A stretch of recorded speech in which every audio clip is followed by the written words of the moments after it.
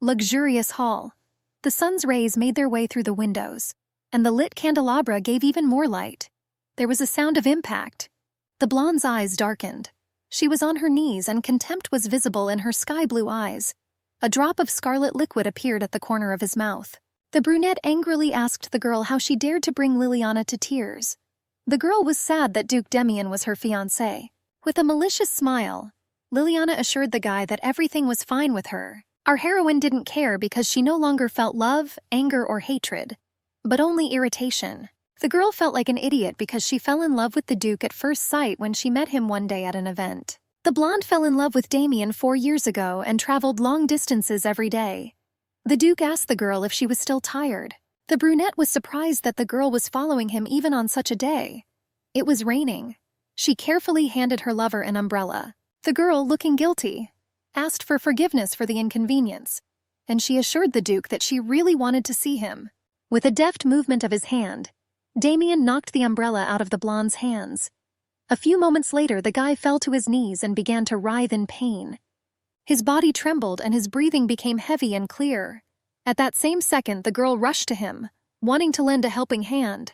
The blonde was ready to do anything to get his attention and help him recover from a long illness. The girl belonged to the Circia Count family, which received the patronage of the imperial family. Everyone knew that those in whom this blood flowed could use and pass on healing abilities from generation to generation. The Duke, seeing her abilities, offered to be his bride. After the offer to be his bride, the girl's heart began to beat wildly. Arian wanted to feel happy, not even suspecting that her lover did this only to use her. The girl consoled herself with the thought that if she tried, the brunette would look at her at least once. Unfortunately for the healer, Damian constantly postponed the wedding under any pretext, and allowed himself to be touched only when he felt bad. Arian tolerated this attitude towards herself until her lover brought another girl to the castle. The Duke ran into the room and asked his bride to heal the woman who was in his arms. Opening her eyes, Liliana saw the brunette's face and asked where she was. There was a genuine smile of happiness on the Duke's face. One day after returning from a walk, the girl heard strange sounds in her room. When Arian opened the door, she found her lover cheating. That day, the healer's feelings disappeared. The girl actually knew that all these 3 years of effort were in vain. Because the blonde was madly in love with the Duke, she tried to deny everything. The healer told the guy that they could break off the engagement. Despite the internal pain, Arian realized that this would be better for everyone. The girl explained that she would leave her lover with his new passion so that they could live happily ever after. The blonde angrily took the engagement ring off her finger and threw it away. The healer said that she would no longer interfere with the Duke's ability to build a happy life. Damian rushed after the girl, trying to stop her. The Duke was outraged that she wanted to break off the engagement, and he asked what was happening to her. The healer reported that there was no longer an idiot from the Circi family who truly loved him. Arian said that everything was over between them, and pulled out her hand. A few moments later, the blonde's heart was pierced by a sword blade. The scarlet liquid began to quickly flood the luxurious carpets. The girl looked in horror at her fiancé, who pierced her through with a sword.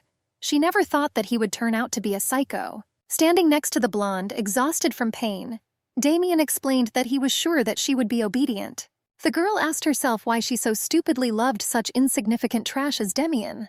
The Duke insisted that he could not allow others to use her powers. The guy took the weapon out of the blonde's motionless body. The healer was sure that if she managed to return to the past, she would not make such a mistake again. Arian dreamed of tearing the guy's heart and soul to shreds, like he did to her. The last thing our heroine saw was the face of the hated but once loved person. The girl's eyes quickly grew dark. It seemed to her that this was the end. Someone gently touched the blonde's hand. The healer hesitantly opened her sky-blue eyes. Arian couldn't believe her eyes. Sitting next to the bed, holding her hand, was her father, who died 2 years ago. He caressed his daughter's hand, quietly saying kind words. The man asked how it was possible to sleep so long on his birthday. The blonde admitted that he was scared when his daughter did not wake up for so long. Arian asked her father what he was talking about.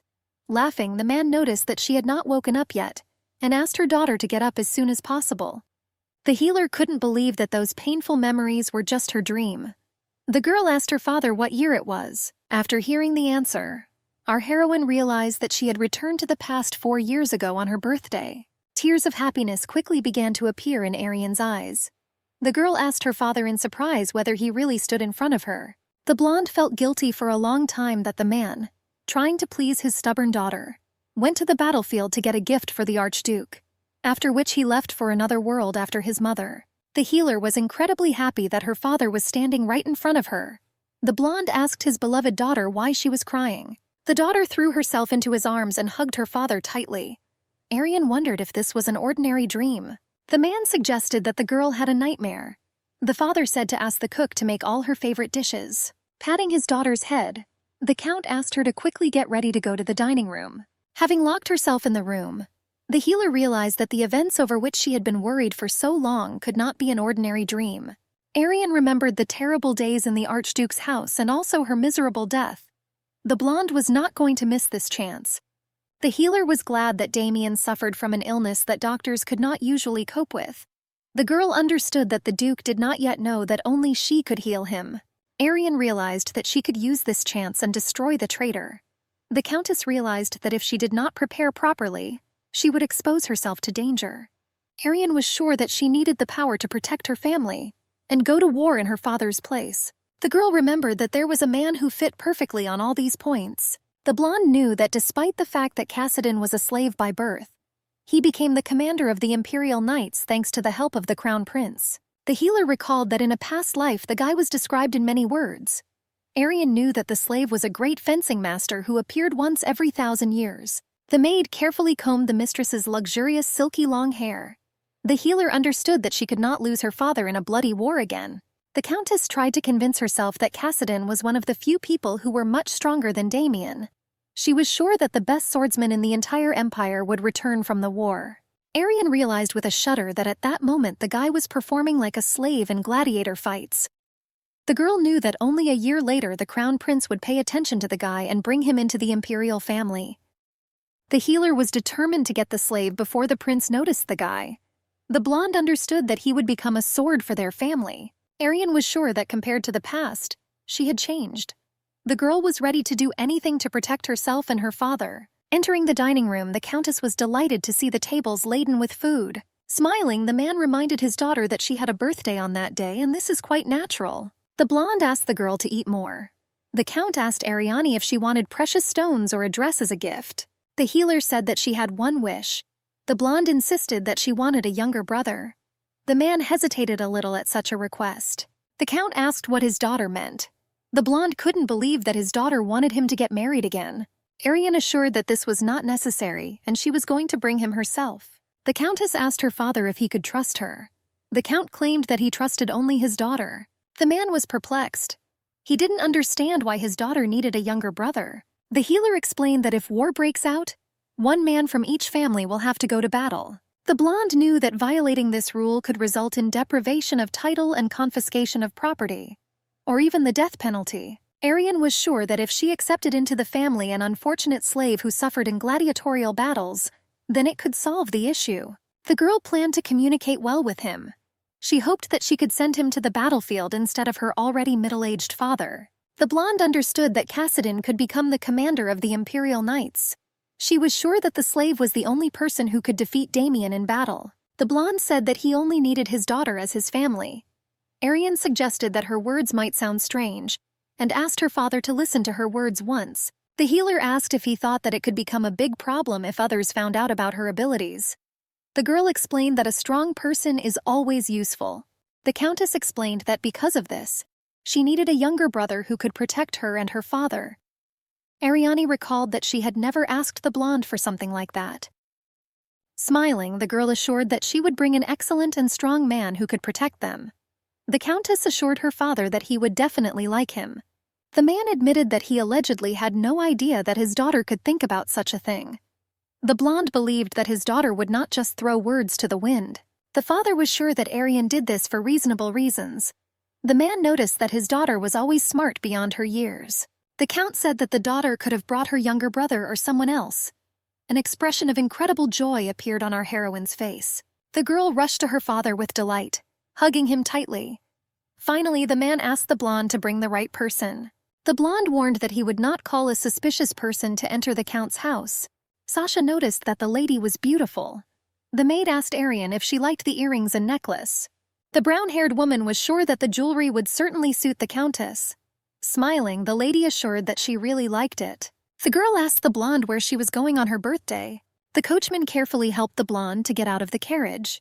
The healer was glad that she did not see representatives of the imperial family here. The girl was determined to pick up the slave as quickly as possible, before the prince noticed the guy.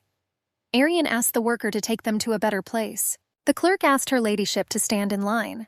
The countess said that she would give him as much money as he needed. The brown-haired man quickly changed his mind and let the girl pass out of turn. The blonde said that as an apology for jumping the queue, she would pay for tickets for other spectators. The man asked with surprise whether my lady would pay for seats for everyone. Arian confirmed this with a smile. The blonde was well aware that her family still had a lot of money. The girl knew that in exchange for the exclusive right to treatment for the imperial unit, they fully provided for Serki's family. This information was available only to a select few. In a past life, the blonde broke the agreement when she healed Damien. Arian, having shown her skills, refused to use them, because it seemed to her that this was the same love. The blonde didn't plan to make such an idiotic mistake in this life. Entering the amphitheater, the healer looked around and quickly found the purpose of her visit. The blonde, pointing his finger at the gladiator, assured that he had come only to look at him. The guy said that he was talking about that man with silver hair. More than half of the audience came to look at the guy with silver hair, because he looked soft, but at the same time fought well. Cassadine quickly sensed the girl's gaze and raised his amethyst eyes, peering straight into her soul. The blonde looked at the slave. She was surprised by his uniform because the guy looked better than the rest. Arian was sure that he was there for eye candy, since appearance was not important for a gladiator. The presenter was sure that the audience had been waiting for this for a very long time. The organizer asked which of these slaves would be the last one alive. The brown-haired man said that before the battle begins, you need to listen to the rules. The man claimed that the weapon belonged to the slave who would take it first. The presenter argued that there was only one rule: kill your enemy and survive. The audience was delighted. The Countess realized with sadness that the slaves were not even people for the organizers of the event. The blonde understood that the gladiators were just toys that could be thrown away if they suddenly became useless. Raising his staff, the brown-haired man announced that the battle was beginning. The delighted screams of the crowd could be heard in the stands. After the shackles were removed from the participants, they immediately rushed towards a variety of weapons. But only Cassadine was calm and did not get into the thick of things. Soon the gladiator slaves began to destroy each other for the amusement of the crowd. The spectators were delighted with the bloody spectacle. The blonde covered her face with her hand, trying to hold back the nausea that came over her. The girl was sad that slaves were treated worse than cattle. It was painful for Arian to see this with her own eyes in an arena drenched in human blood. Soon the brunette ran up to Cassadine and swung his sword at him. The guy deftly dodged the blow and knocked his opponent to the ground. The blonde, taking the sword from the ground with a lightning strike, cut the enemy's throat and stuck the sword in his side. Splashes of scarlet liquid were visible on the gladiator's pale face. Spectators watched with bated breath what was happening, and after the enemy was defeated, they began to shout out the name of the winner. The girl calmly watched the slave, while the blonde peered into her soul through his sky-blue eyes. The presenter said that the winner of this fight was Cassadine. The brown-haired man explained that it was quite rare to find such a handsome slave. The man said that the one who can pay the most will get a chance to spend a hot and passionate night with the winning slave. The Countess was horrified to hear such a statement. The spectators began to bargain, wanting to temporarily get the winner for themselves for carnal pleasures. Soon the price rapidly increased from 10,000 to 500,000. Raising her hand, Ariane said that she could offer 5 million. The Countess reported that she did not, however, want to have Cassadine for one night, and I asked whether the offered amount would be enough to get the guy completely forever. The presenter was taken aback by such a proposal. The blonde asked if he would answer her question. After the girl bought the gladiator, the brown-haired man wished her a good time. The blonde looked over his shoulder and said that they needed to talk.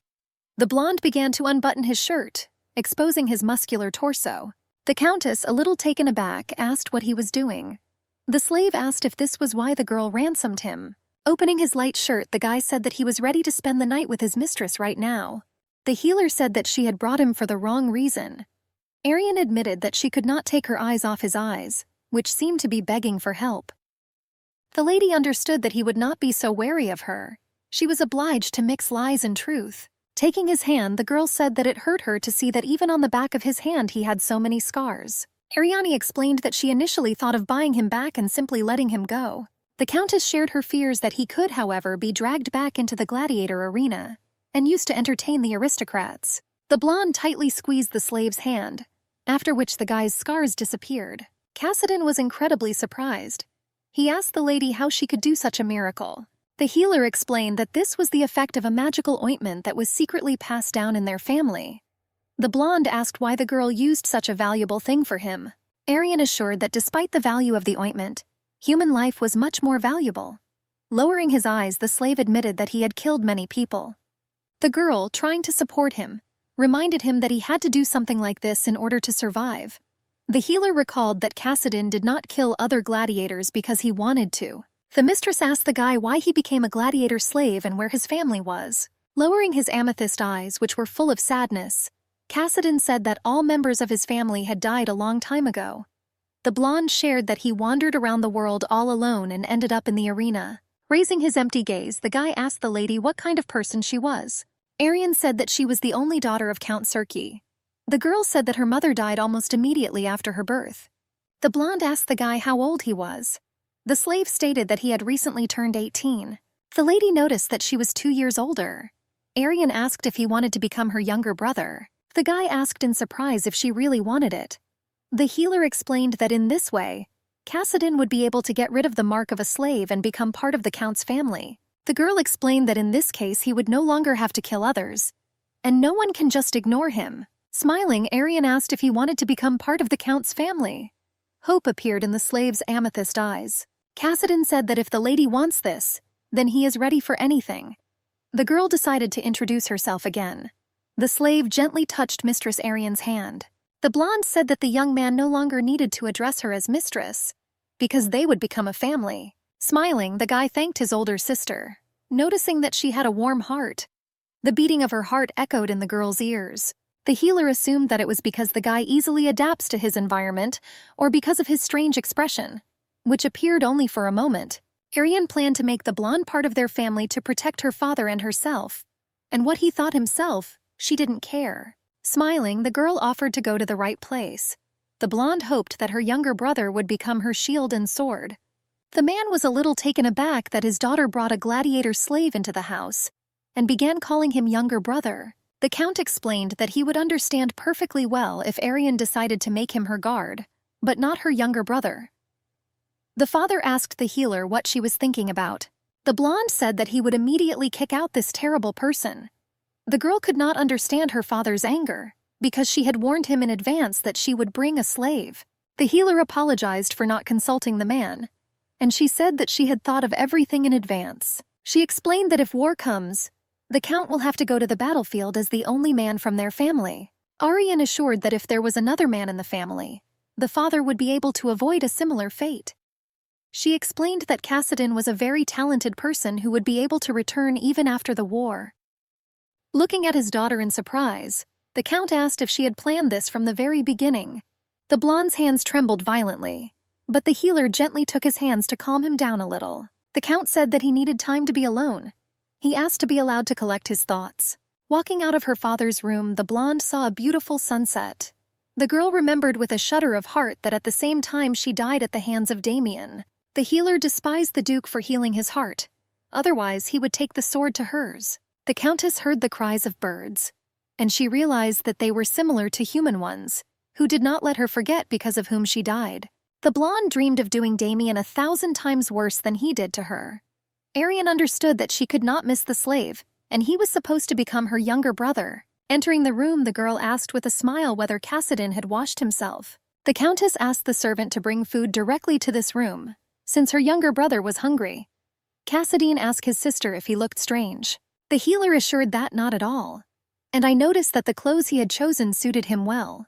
The girl was very glad that this room found its owner. Having lowered his eyes, the blonde said that he supposedly believed that someone like him shouldn't receive so much attention. The elder sister asked Cassidon not to speak like that. Ariane reminded the guy that she brought him to the mansion to become a member of their family. The girl assured that she could still convince her father. The Countess squeezed the slave's hand tightly and he promised in return to prove his worth. The blonde asked what else the guy needed. The healer said that she could order it if she needed anything. The gladiator explained that he had lived with a sword in his hands for so long that he felt uncomfortable without it.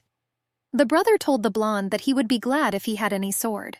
The healer asked if there was anything else he liked besides the ball. Cassadine explained that this was enough. The slave assured that even at that moment it seemed to him that he was in a dream.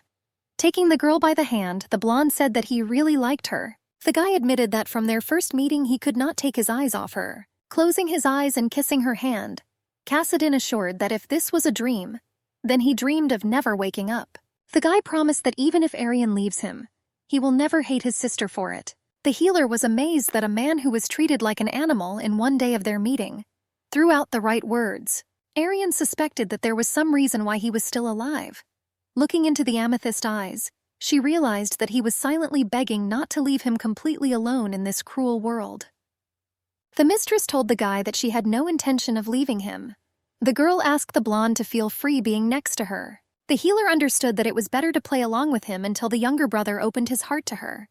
Arian wanted to be caring and good, unlike others. Leaving the room, the blonde asked Cassadine to rest and not worry about anything else. The sister told the guy that he could come to her room whenever he wanted, because she was very close. The blonde wished his beloved a good night. In the dim light of the candles, the healer carefully read the text of a small book. The girl was glad that she managed to find a book about healing and poisonous herbs that grew only in the north. The blonde remembered that around this time in the past, the emperor was completely cured. Ariani remembered that at that moment her family became much richer. That's when rumors spread throughout the county that they had a secret mine.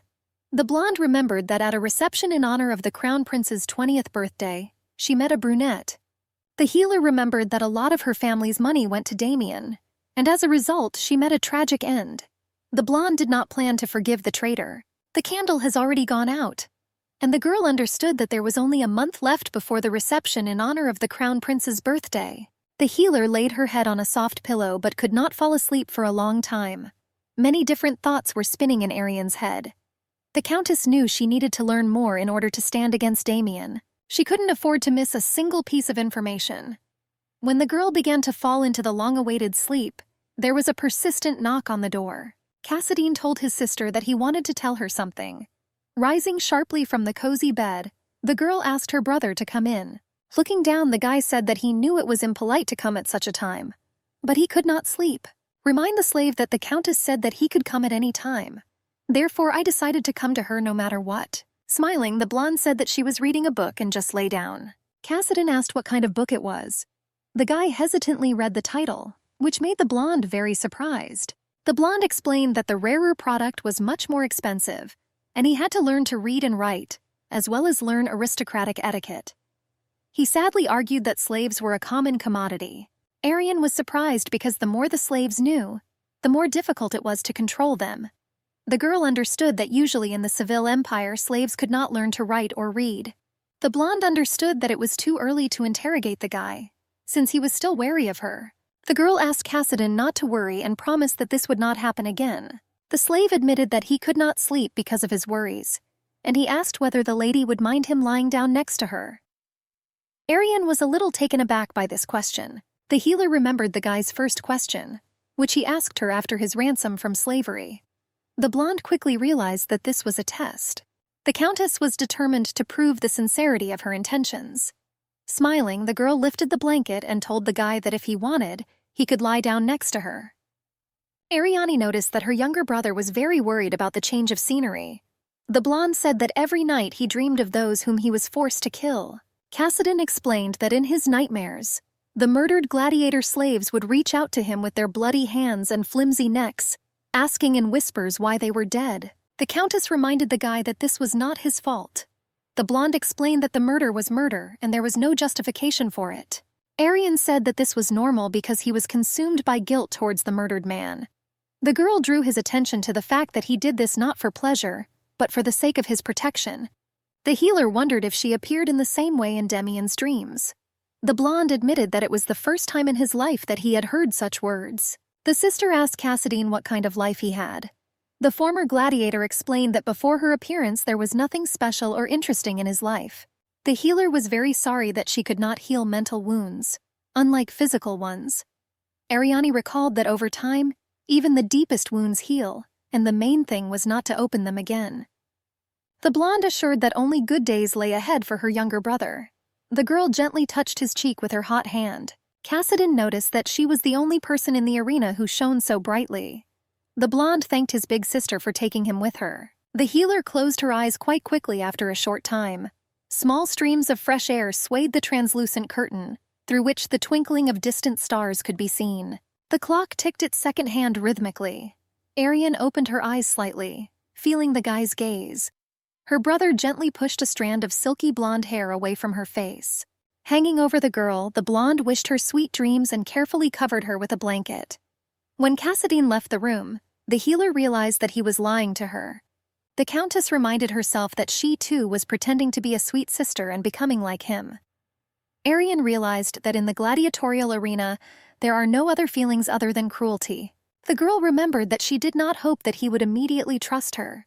She realized that she was only waiting for the moment for the former slave to adjust to his new life. The healer was sure that the blonde would definitely meet Damian at the banquet. Until then, the Countess planned to add the slave to the family registry and help him free himself. The girl understood that the main problem was that she knew nothing about her brother. Ariane only met him once in her past life. At that moment, the blonde stood behind the crown prince, and then they only crossed glances. The healer planned to find out more about him. The blonde planned to give the guy everything he wanted and fulfill all his dreams. Walking quickly towards Mrs. Sasha, she reported that the owner was calling the girl. The Countess asked the maid where Cassidine had gone. The girl just awkwardly blurted out something. Standing on one knee, the blonde threw a small bag at his feet. The guy's snow-white shirt was stained with blood. Picking up the linen bag with herbs, the blonde realized that this was indeed the smell of incense from the mountain temple he had recently spoken about. Ariane asked her father if he really sent the guy to get medicinal herbs in a cave near a steep cliff in the west. The healer recalled that a monster lived in that area. The girl asked why Cassidine went looking for these herbs. The Count admitted that last night he kept thinking about how the ransomed slave felt in the new place. The man came to the conclusion that if the guy could pass the test, he would welcome him. The father informed Ariane that he had passed the first test and he would give him the next task. The healer asked the Count to wait a little. Hanging over her younger brother, the girl asked if everything was okay with him. Smiling, the blonde assured that he was simply stained with the blood of the animals that were in the temple. The girl said that it seemed to her that it was possible to do without the other stages. The Countess assured that no matter what task the father gave the guy, he would cope. Ariane drew the man's attention that Cassidine had brought medicinal herbs and proved his worth. The girl asked permission to add the former slave to the family registry as her younger brother. The healer assured that he would certainly become the pride of their family. The blonde, with her hand on her heart, said that if the father did not accept the guy now because of his slave status, he could exclude her from the register. Ariane understood that she was more like a capricious child, but she could not do anything about it. The healer understood that the issue of adoption should not be delayed. The man assured that his daughter was tearing his heart apart. He asked why the girl was so concerned about the fate of this slave. The blonde reminded the Count that he loved to enjoy herbal tea, and it was grown by slaves on plantations. Ariane explained that most of them were once aristocrats, but at one point they lost everything that was dear to them, including their position. The blonde reminded that the title was not eternal. The girl explained that social status was like a summer night's dream, or frost on the branches of trees on a winter morning. The healer assured that Cassidine was the same as them, and she asked the guy to allow him to become part of their family. The man sighed heavily and joked that there are no parents in the world who won an argument with their children. The blonde agreed to do as his daughter wanted. Rushing into her father's arms, the healer thanked him. Count, ask your daughter not to stutter again about exclusion from the register. The man admitted that at that moment his soul sank to his feet. The blonde asked who his daughter was so smart. Extending her hand, the girl asked Cassidine to come over, reminding him that they were now one family. Smiling, the brother sincerely thanked the girl and father. Ariane noticed that everyone had left safely, and everything was going according to her plan. The starry sky hangs over the luxurious mansion. A bright light was visible from the windows of the house. On a small tray there were several towels and a glass of wine. Drops of hot water slowly flowed from the faucet. The blonde took off his clothes and went into the hot bathroom. The guy's body was covered with many scars. Cassidine replayed his older sister's words in his head. The muscular body was soon immersed in the hot, relaxing water. The blonde couldn't stop thinking about the girl's weirdness. The blonde realized that he had made an impulsive decision. The guy was very curious to see the lady angry. He realized that he had behaved like a foolish child. Cassadine understood that the Countess was a good person, but this should not interfere with his goal. The blonde planned to take advantage of the girl. He didn't care what the future said. Ariane walked through a huge market. The seller greeted her ladyship. The girl thought about giving Cassadine a gift in honor of becoming part of their family. The healer's gaze was drawn to the unusual sword. The blonde took the blade in her hands and carefully examined the goods. The brunette noticed that the lady had a keen eye and excellent taste. The merchant said that this sword has a real history. The man assured that the weapon was used by the crown prince of the ruling kingdom of Hairan. The girl suspected the merchant of lying, because such an eminent sword would not have been sold and would not have collected dust in the display case. Leaning over the buyer's ear, the brunette announced the price. The blonde understood why no one bought this weapon. Without hesitation, the healer handed the merchant a bag of coins. In the evening, the girl told her brother that she had a gift. She knocked hesitantly on the door, but there was no answer. Ariane walked into the room trying to find her little brother. Cassadine was a little surprised when the Countess entered his room. On his muscular body there was only a light robe. The blonde apologized for barging in without asking. She explained that she was worried because he did not answer. The guy insisted that he was in the bathroom and therefore could not have heard. Holding out the box, the girl asked her brother to open the gift. He asked the healer where she got this luxurious dagger. Ariane assured that the weapons were sold in a shop that was nearby.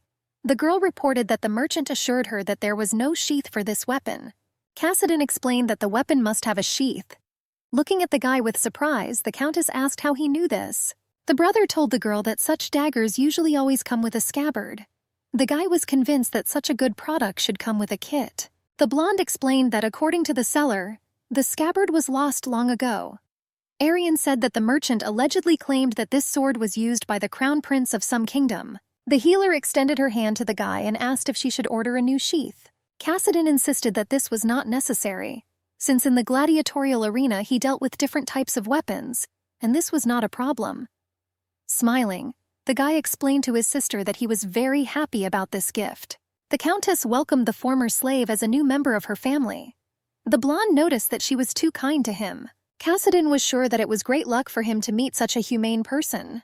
The brother explained to the girl that if not for her help, he would have continued to fight in the arena. Taking the healer by the shoulders, Cassadine said that he no longer wanted to lose this warmth. Holding the girl tightly to him, the brother explained that at the stadium he saw only one person, her. The former gladiator said that the blonde was for him an angel who had descended from heaven to him. Ariane explained to the guy that she was grateful that he became part of her family. The girl told Cassadine that sisters and brothers usually don't hug so tightly. The blonde admitted that he didn't remember the last time he felt something like that and asked for forgiveness. Taking the guy by the hand, the blonde explained that if it's hard for him, he can always rely on her. The healer understood that she looked very stupid in his eyes. The blonde hoped that her brother would continue to think of her as a sweet and stupid girl. Ariane promised that if he couldn't sleep, she would sing him a lullaby. The Countess suggested that the next day we go to the garden and admire the flowers. Ariane suggested that her brother fill the following days with only happy moments. The healer hoped that as slowly as the paint dissolves in water, it would dissolve in it without a trace. Cassadine asked his older sister if he could come to her room. With a forced smile, the girl promised that she would hold his hand until he fell asleep. The blonde smiled lightly and asked if ordinary brothers and sisters did this. The healer offered to be an unusual brother and sister. Ariane did not know how this strange game on the edge would end. Lying in the girl's soft bed, the brother asked why she wanted to accept him so much that she even decided to be excluded from the register. The blonde reminded him that she promised him. Noticing the surprise on the guy's face, the healer explained that he himself said that even if she leaves him, he will not hate him. Ariane assured that she would not leave him. The blonde explained that first of all, she did not want to see his tears and hear his plea not to leave. The girl said that she just wanted to make the young man happy. Gently straightening her hair, the former slave said that he had already become the happiest.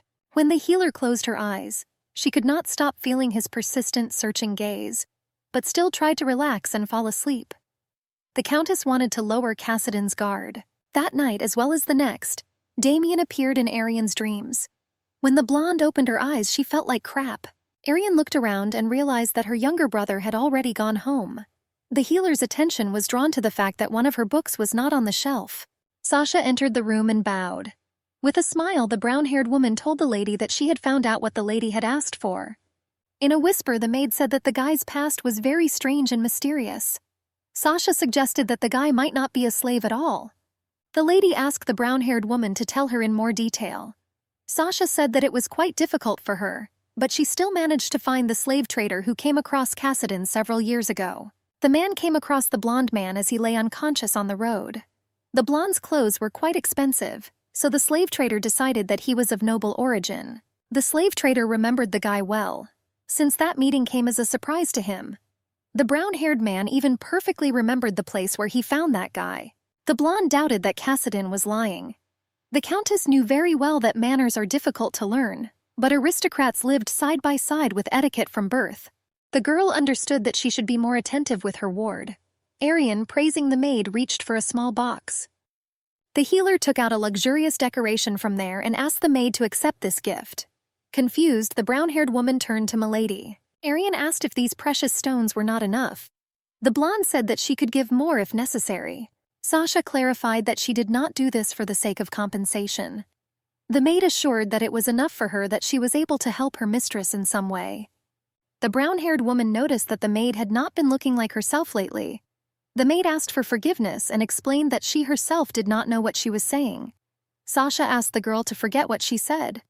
The aristocrat explained that she had been very tired lately, so she understood what she was talking about. Arian asked the brown-haired woman if she was very worried about her. The girl asked the maid to have a good rest that day. The blonde said that she sincerely hoped that the girl would accept the gift of the jewel. The healer reported that her hands were numb and asked Sasha to take the reward and go to rest. The blonde realized that after death and returning to the past, most events remained unchanged. But she noticed Sasha for the first time. With tears of happiness in her eyes, the maid clutched a jewelry box to herself. Arian understood that if she had had a faithful maid at that time, everything could have turned out completely differently. Unfortunately, Damien did not allow the girl to bring her servants. The healer was like a bird in a cage. The blonde recalled with pain in her heart that the Duke gave her attention only when he needed her strength. Due to the fact that she was a jilted bride, she became an ideal prey for bullying. The Countess tried to remember what expression she had on her face when she first met Damien. Arian showed her brother the luxurious garden of their estate. The blonde asked the guy if he liked walking along the many paths of the garden. Cassidon was amazed by the beauty of this wonderful place. Taking one of the flowers, the guy explained that the blue roses looked like his sister. The Countess looked at her brother in bewilderment and asked why he compared her to this flower. The guy explained that, unlike red roses, blue ones were very rare. The blonde explained that in the language of flowers, blue roses meant impossibility, since these flowers were quite difficult to grow. The brother admitted that he saw them for the first time. Cassidon was delighted by the beauty of the blue roses, and could not take his eyes off them. The guy explained that because of this, the roses looked very much like their sister. A barely noticeable smile appeared on the girl's face. The healer explained that even the most beautiful flowers in the world are still doomed to fade. The blonde asked if their fleeting rarity made sense. Ariani explained that the moment the petals begin to fall off, the gardener will cut them off. Handing the flower to his sister, the blonde explained that this was not what he meant. The healer explained that not all people are happy when compared to flowers. Cassidon promised to remember this. The Countess reported that a book had disappeared from her shelf. She asked her brother if he had taken the book. Smiling, the girl suggested that someone could have stolen it, although it was not important to her. Arian asked if the young man remembered the book he saw last time. The girl recalled that it was dedicated to the plants of the north. With his hand on his heart, the brother assured that he could help find her. The blonde looked at the guy with wariness, because she realized that while she was sleeping, only Cassidon could take her. The girl understood that from the very first meeting he hid his personal life behind a mask. The Countess understood that all this was false and a lie. The healer could not understand why the crown prince would treat such a person well. Arian enjoyed how the calm days flew by with a serene breeze. Fortunately for the girl, her father officially accepted Cassidon into the family in exchange for the fact that she would hide the guy's origin by all means. When the sister was with Cassidon at the market, everyone was sure that the guy really was the son of an aristocrat. The blonde rejoiced that it would never occur to anyone that he was a former slave. Trying to calm her curiosity, Arian asked who the guy's parents were. The blonde said that his father was very courteous, and his mother was famous for her strength. The former slave assured that his parents were very good people. The guy assured that he had no brothers and sisters. Cassadine reported that he was very pleased to walk with his sister. The healer asked the guy if he needed anything else. The blonde said that he had no need and he still longed to accompany her. The countess said that in a week there would be a reception in honor of the crown prince's birthday. Noticing the bewilderment in Cassadine's eyes, she explained that their family was invited to the imperial palace every year, but this time their father would not be able to go due to business. Smiling, the brother asked the healer to take him with her. Arian hesitated a little, explaining that there would be many strangers in the palace. The blonde admitted that he was afraid that someone might kidnap his little sister. The girl calmly said that she was going to take her brother with her anyway. Arian assured that there was no point in kidnapping her. The brother assured the blonde that she simply had no idea how charming she was. The blonde told Cassadine that she would give him everything he wanted anyway, and there was no need to continue checking her for lice. The guy asked his sister how he could not believe her. The blonde explained that it was the first time his soul felt so warm. The brother assumed that this warmth came from the fact that he really liked her. The healer asked why he stole her things. The girl reminded me that the book went missing 3 weeks ago. Arian said that she knew that he took her and put her back. Cassadine claimed that he did not steal the book. The countess recalled that that night he slept in her room. The girl was amazed that despite everything, her brother spoke of his innocence. Arena suggested that he had his own reasons for doing this. The healer said that it didn't matter to her that he stole the book, but what was important was that her younger brother lied to her. Cassadine asked why she didn't point to him right away. Taking his hand, the blonde explained that they were now one family. Firmly squeezing his sister's hand, the blonde admitted that she was a ray of light in the endless darkness. The brother assured that he would not dare to lie to her anymore. Aaron explained that he could take any book or ask him to find it. The guy thanked his sister for her care and kindness. Cassadine admitted that he was curious about what books she was reading. The brother realized that he should have told the truth from the very beginning. The girl asked if he liked anything on the way. The blonde asked the guy to tell her if he wanted to buy anything. Confused, Cassadine said that he had some desire. The blonde said that he wants a sister. Putting a friendly smile on her face, she realized that she was in vain expecting an adequate answer from her brother. The girl was wary because after that day the blonde did not visit her room for some time. Ariane was reading the latest news in the newspaper. One of the pages reported that Archduke Damien became the winner of the imperial fencing competition. The healer was sure that even with such a weak body, the brunette won the competition. Arian realized that the monster will always remain a monster. She was sure that no one knew about Damien's bad heart. In a past life, the blonde followed him around for a whole year, but found out about the illness only when the Duke lost consciousness. The healer's thoughts were interrupted by a persistent knock on the door. Cassadine told his sister that he had come. The blonde asked the guy to come in. Arian asked her brother why he had not visited her lately. Smiling, the brother asked if she was expecting his visit. The girl admitted that she sometimes thought about him. The blonde said that he was glad that he was not indifferent to her. The healer remembered that he could not sleep, and suggested that he was now accustomed to the change of environment. Cassadine told his sister that being close to her was much more important to him. The girl remembered that her brothers still went to his place at dawn. The blonde lay down next to her on the soft bed. The guy explained that if others found out about this, they might have problems. He insisted that this was the only reason why he left. Ariane claimed that if he really didn't want problems, he wouldn't come to her at night. Cassadine explained that she was beautiful in the light of the sun, but no less beautiful in the darkness of the night. And he admitted that he liked to look into her deep sky-blue eyes, catching the reflections of the moon on her hair. Ariane explained that she also thought about a lot of things when she looked into his amethyst eyes, especially when he wrinkled his forehead, looking into emptiness. The blonde explained that she always wondered what he was thinking about at such moments. Extending his massive palm to her face, the guy assured that he was only thinking about her. The healer, not paying attention to the flattering words, recoiled from him, explaining that the maid saw him leave the estate in the middle of the night a few days ago. The girl asked her brother what he was doing outside. The blonde assured that he went to get some fresh air. The countess kept silent about what Sasha told her. Supposedly her brother returned at dawn. At night, the full moon dissolved into twilight and was replaced by dawn. The brown-haired woman, while choosing a luxurious dress, asked to urgently bring bobby pins. Soon the robes and jewelry were put on. The maids were delighted with my lady's beauty. The brown-haired woman assured that her ladyship would definitely become the main star at this reception. Sasha admitted that she was jealous of her ladyship's dance partner. The maid asked if Arian liked her dress. After the compliments, a barely noticeable smile appeared on Arian's face. The girl knew very well that most of the attention would fall on her younger brother. When the blonde entered the room, he joked that for a second he dreamed that he saw an angel. Soon the luxurious carriage stood at the gates of the estate. The maids wished the Duchess a cheerful welcome. Cassidon, standing by the carriage, extended his hand to his sister, wanting to help.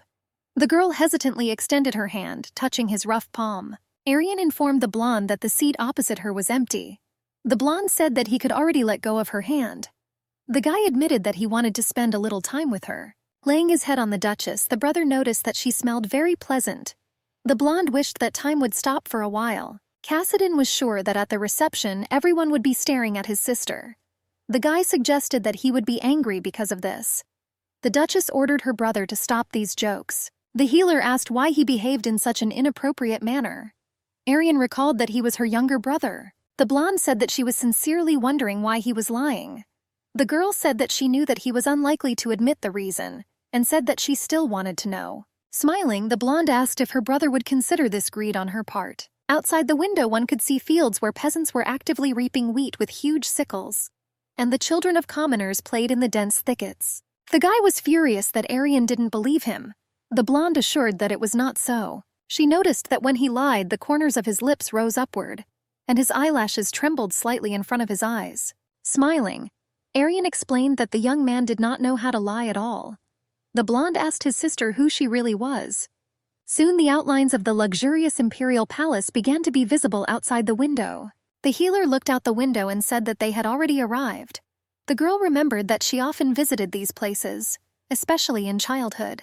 She knew that the county's lands were so close to the imperial palace that in case of danger they could come to the rescue as quickly as possible. Because of this, there were rumors among the people that she was laying claim to the title of crown princess.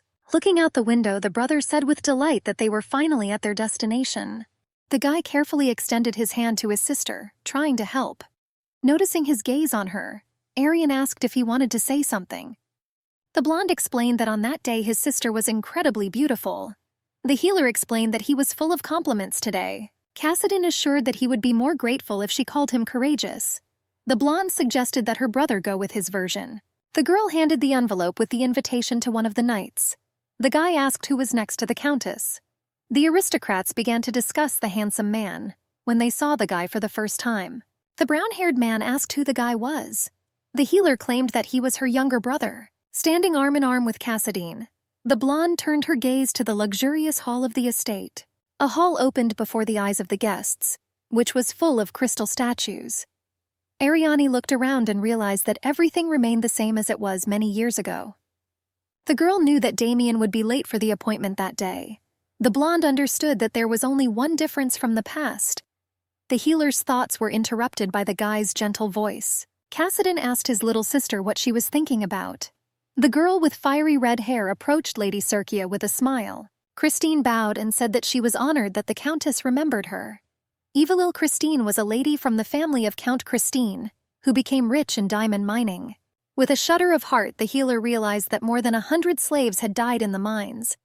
Arian realized that she was the one who started spreading rumors that her family had a hidden mine. The blonde understood that Evelyn did this because the Countess had precious stones that she did not have. Confused, Evelyn asked the blonde who was near her. Bowing with a friendly smile, Cassidon introduced himself. The healer said that the guy was her younger brother. The girl understood that the aristocrats could start laughing among themselves, like a pack of dogs that surrounded their prey. Confused, the blonde said that she did not know that Count Circe had a son. Unable to bear it, the girl expressed her dissatisfaction, because she was sure that the reason why the guy did not appear in society was that the Countess wanted to keep him only for herself. Arian didn't want to waste your mental strength on this chaos. The ladies began to discuss how such a great man could be hidden. Evelyn asked if Mr. Cassidine had a lover. The brunette said that she wanted to be the first to ask about it. The girl invited the blonde to invite him to her house. With his eyes downcast, the guy said that he didn't have a beloved, but there was already one person in his heart. Without trying to contain her curiosity, the Duchess asked who the lucky girl was. The blonde's eyes sparkled as if they were made of amethysts. Cassidy explained that when they first met, she was dressed in a luxurious blue dress, and around her neck was a necklace of blue sapphires. The blonde admitted that he couldn't take his eyes off her. The guy explained that she was so beautiful that it seemed a sin to take his eyes off her. Cassidy said that since then his heart completely belonged to this girl, and there was no room for others. Panic flashed in Arian's eyes. The girls asked the handsome guy what this lucky girl's last name was. The host offered to meet His Highness the Prince, the small son of the Empire. As the guy walked along the luxurious burgundy carpet, all the aristocrats bowed their heads. Léon de Crasavielle. The prince sitting on the throne thanked everyone who came despite being busy. Arian remembered that the prince was originally supposed to take Cassidy as a close confidant. She realized that this was the best choice to protect her family. The girl tried to force herself to stop feeling guilty. The blonde asked the guests to forget their problems on this wonderful day and enjoy. The aristocrats raised their glasses filled with expensive wine and congratulated His Highness. The blonde noticed that there was madness in her brother's eyes, and the expression on his face was strange. The healer tried to understand what was happening. Soon Leon dropped his glass, covering his mouth with a pale hand. The blonde fell from the luxurious throne unconscious. The aristocrats and guards quickly ran up to His Highness. Leon's face showed pain. The brown-haired man realized that someone had poured poison into the prince's glass. The healer froze, realizing that in her past life there was no such thing as the blonde losing consciousness. The girl clearly remembered how they were at the reception until the night, and Damien arrived late. The healer looked at her younger brother with horror. Arian could not understand the motive, since in his previous life he was the most faithful servant of the prince. The healer suggested that the guy was the prince of the kingdom of Heiran, which had completely disappeared from the maps. The girl understood that this was the only explanation for what happened. The blonde could not understand why in a past life the brother had been Leon's close associate for 3 years. Arian assumed that this was an ingenious plan for revenge. The girl could understand him because she also hid her feelings for a long time. Gently touching her brother's hand, Arian asked if he was the prince of the kingdom of Heiran. Looking at the healer with panic, the guy asked what she said a moment ago. The knight furiously announced that no one would be able to leave this place until the end of the investigation.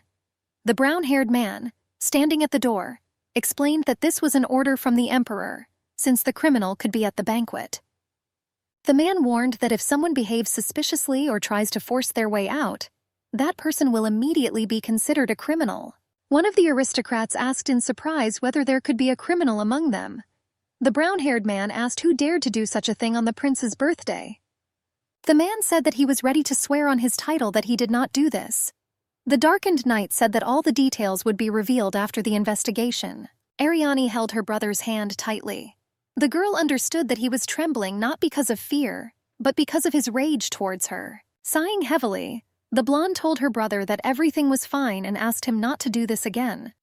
The healer explained that she was saying this for his sake, and promised to protect him. The knight informed Countess Circia that His Highness the Emperor asked her to go into the hall. The blonde said that she understood. The girl realized that there would be rumors again that she would become the future empress. Cassidy sadly looked after his sister with sympathy. Bowing, the blonde greeted the shining son of the empire. The emperor ordered the girl to cure his son as quickly as possible. Looking at the prince, Arian realized that the poison had already spread throughout her body. Hanging over the blonde, the girl realized that the poison had neither color nor smell. The healer touched the guy's wrist and realized that the poison had managed to spread throughout the blood in the body. Arian tried to remember which of the poisonous herbs had no color or smell, but it was very toxic. The blonde realized that the poisonous butterfly plant was one of those that grew only in the north. The girl realized that the book that Cassidy stole contained a recipe for hiding the smell. The blonde understood that if she had not managed to arrive in time, the prince could have remained bedridden forever. The countess realized that her brother had truly gone mad. Arian gently touched the prince's chest and used her magic. Soon Leon's breathing became even and deep.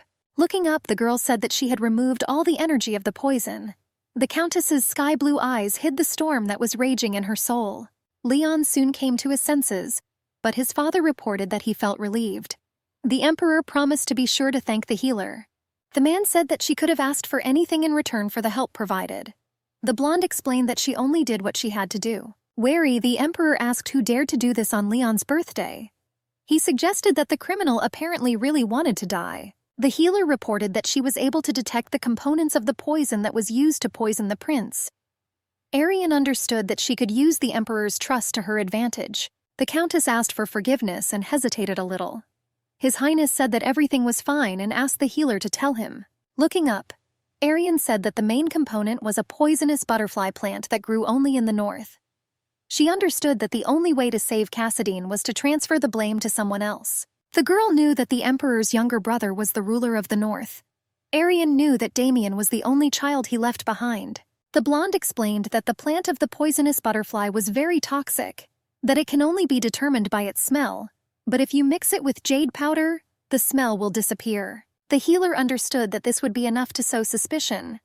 Arian learned that the brunette's father was interested in the throne, but Damien was different. The girl was wary that even when the prince was in this state, he never showed up. The healer understood that even if the traitor managed to avoid accusations of poisoning, he would definitely not be able to avoid inspection from the emperor. The blonde insisted that she would never dare lie to him. Arian noticed that her little brother was very cute. The healer said that it was time for her to go as she had finished the procedure. The emperor stopped the lady and explained that he had one more request to make of her. The man asked Arian to stay with his son until he felt better. A little taken aback, the blonde asked if he had gone somewhere.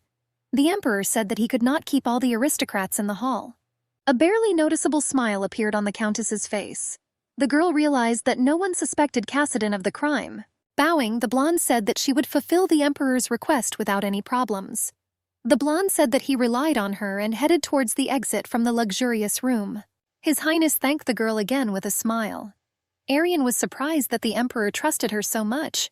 The blonde sincerely hoped that the man was not going to make her the prince's wife. Leon sat down on a chair that was upholstered in velvet near the bed, and the healer wondered when he would come to his senses. Arian wondered what her brother was doing at the moment. She sincerely hoped that Cassadine wasn't causing any more problems. A barely audible sound came from the prince's lips. Jumping up sharply from her chair, the healer asked His Highness if he could hear her. The blonde assumed that he was delirious. A little embarrassed, Arian began to button his snow-white shirt. The prince looked at the healer in surprise. The blonde asked the healer who she was and what she did. Leon was furious that she dared to touch him. Trying to be polite, Arian explained that she was a healer from the Circe family. The blonde explained that she had cured him of the poison in his body. The countess explained that if she had been a little late, he could have died. The guy warily asked her to repeat her words. Arian assumed that the emperor had not said anything to the prince. Peering into her face, the guy assured that he remembered. The prince realized that the Circe family was the only family of healers in the country. Leon realized that standing in front of him was the strongest among all the healers. The blonde asked if he could see her incredible skills. The guy extended his hand to the healer. The countess explained that she would not succeed, since she had already completely cured him, and there were no other victims nearby. Putting his hand on his heart, the prince said that he suddenly fell ill there. The healer quickly knelt down in front of him and squeezed his left hand tightly. The blonde asked for forgiveness and assured that everything was fine with His Highness. The girl realized that she managed to remove all the remnants of the poison. The healer reported that she found nothing, and the young man's heartbeat was fine. Arian convinced the prince that he was completely healthy. The countess was surprised how quickly the guy recovered. The girl had the feeling that there was no poison at all. Smiling, the prince asked how she found out about this. Leon became convinced that the girl was indeed a healer. Arian was sure that the guy was like that, despite his age, because they messed around with him. Bowing, the blonde said that if she was done with her business, she was already leaving. Firmly grabbing Arian's wrist, the prince asked her to wait a little. The guy explained that he was a little worried. He asked the girl if she could sit with him a little longer. The healer suggested that he call someone else. The blonde was surprised because other ladies tried to flirt with him by any means, but this one tried to get away by any means. Arian was surprised at how narcissistic the prince was. The girl was amazed because in a previous life they had never spoken. The healer explained that all people were different. She dreamed of leaving this room as quickly as possible. Irina understood that she had to say something. The Countess explained that if he had only met such people, this did not mean that in the future he would also meet only such people. The girl assured that all people had different values. Taking the healer's gentle hand and looking into her sky-blue eyes, the guy asked what she thought about him. The girl assured that she thought that he was the crown prince. Leon laughed sharply at such an unexpected answer. Wiping the tears from his eyes, the blonde asked if her name was Arian. The guy asked to heal him again when he got hurt. Gently touching her hand, Leon said that she could go and promised to see her soon. The healer was very disappointed that she couldn't hit him. The girl sincerely hoped that they would never have to cross paths again. When Arian left the prince's room into the luxurious hall, she noticed that there were only servants there. The girl asked what happened to the people who were in the hall. "You hold the mop tightly." One of the maids said that everyone was allowed to leave. The blonde exhaled with relief, realizing that Cassidon was okay. Arian returned home when the night garden was flooded with moonlight. The girl asked her brother where he was. The healer noticed that he was standing in the hall and communicating with some man. Smiling, the girl turned to her brother, asking how long he had to wait for her arrival. The blonde answered in the negative. The healer was amazed at how cute her little brother's face was. Arian couldn't believe it was the same man with the murderous look. The girl froze that Cassidon was communicating with the brunette. Damien muttered through gritted teeth that he was glad to meet you. The closer the Duke came to the girl, the brighter the memories from her past became. The guy introduced himself as Damien Keen Dysers. The blonde tightly clutched a lock of her golden hair. Fear shone in the girl's sky-blue eyes. Arian tried to calm down because she had been preparing for this meeting from the very beginning. The Duke caringly asked the healer if everything was okay. The brunette noticed that she had turned very pale. Pulling a smile onto her pale face, the girl assured that everything was fine and thanked her for the experience. Bowing, the Countess introduced herself as Arian Circia. Peering intently into the eyes of the blonde, the girl asked Damien what he was talking about with her younger brother. The guy was a little taken aback when he learned that Cassidon was the girl's younger brother. The brunette noticed that they didn't look like brother and sister at all. Damien explained that he was late due to work and was about to return, since the reception was cancelled. The guy claimed that he met the blonde completely by accident. Ariani said that someone poisoned the crown prince. Damien said that he had no idea that something so terrible would happen at the ceremony in honor of Leon's birthday. The healer knew that inside the guy was very happy about this. The girl understood that her ex-fiancé did not know his place and was striving for the throne. Arian said that she completely agreed with the Archduke. The brunette was a little taken aback, asking how she knew his status. The healer explained that everyone knew about the Dairos family. The girl explained that all the articles were written about him. The blonde reminded him that he had recently won a fencing competition. Having straightened his raven feather hair in the strands of which the moonlight played, the Duke assured that they were just lucky. Arian knew that Cassidon had defeated the brunette when he competed for the first time. The healer still remembered how the guy was out of breath then. A sincere smile appeared on the girl's face as she vividly remembered how Damien's honor and pride were trampled underfoot like a piece of paper. The brunette asked the lady why she was in the palace at such a time. The guy noticed that everyone else had left long ago. The healer thought about the answer. Luckily for the girls, the massive knights came up and grabbed the Archduke by the arms. Resisting, the guy asked what they allowed you to do. The brown-haired man sternly informed Damien that he would have to go with them. The knight explained that this was an order from His Highness. Covering her malicious grin with her hands, the blonde asked how this could happen. Placing her hand on her brother's back, Arian said that she knew very well that he needed to talk to her about a lot of things. The blonde said that it was already quite late and they should return to the estate. Dim kerosene lamps barely illuminated the forest path. The horse walked uncertainly along the gloomy roads of a huge forest. Peering into her brother's eyes, the healer asked why he acted in such a way. Arian noticed that he didn't tell her anything at all. The girl told Cassidine that she did not blame him. The Countess understood that Cassidin's mask was completely removed so that it could not even hide his trembling eyes.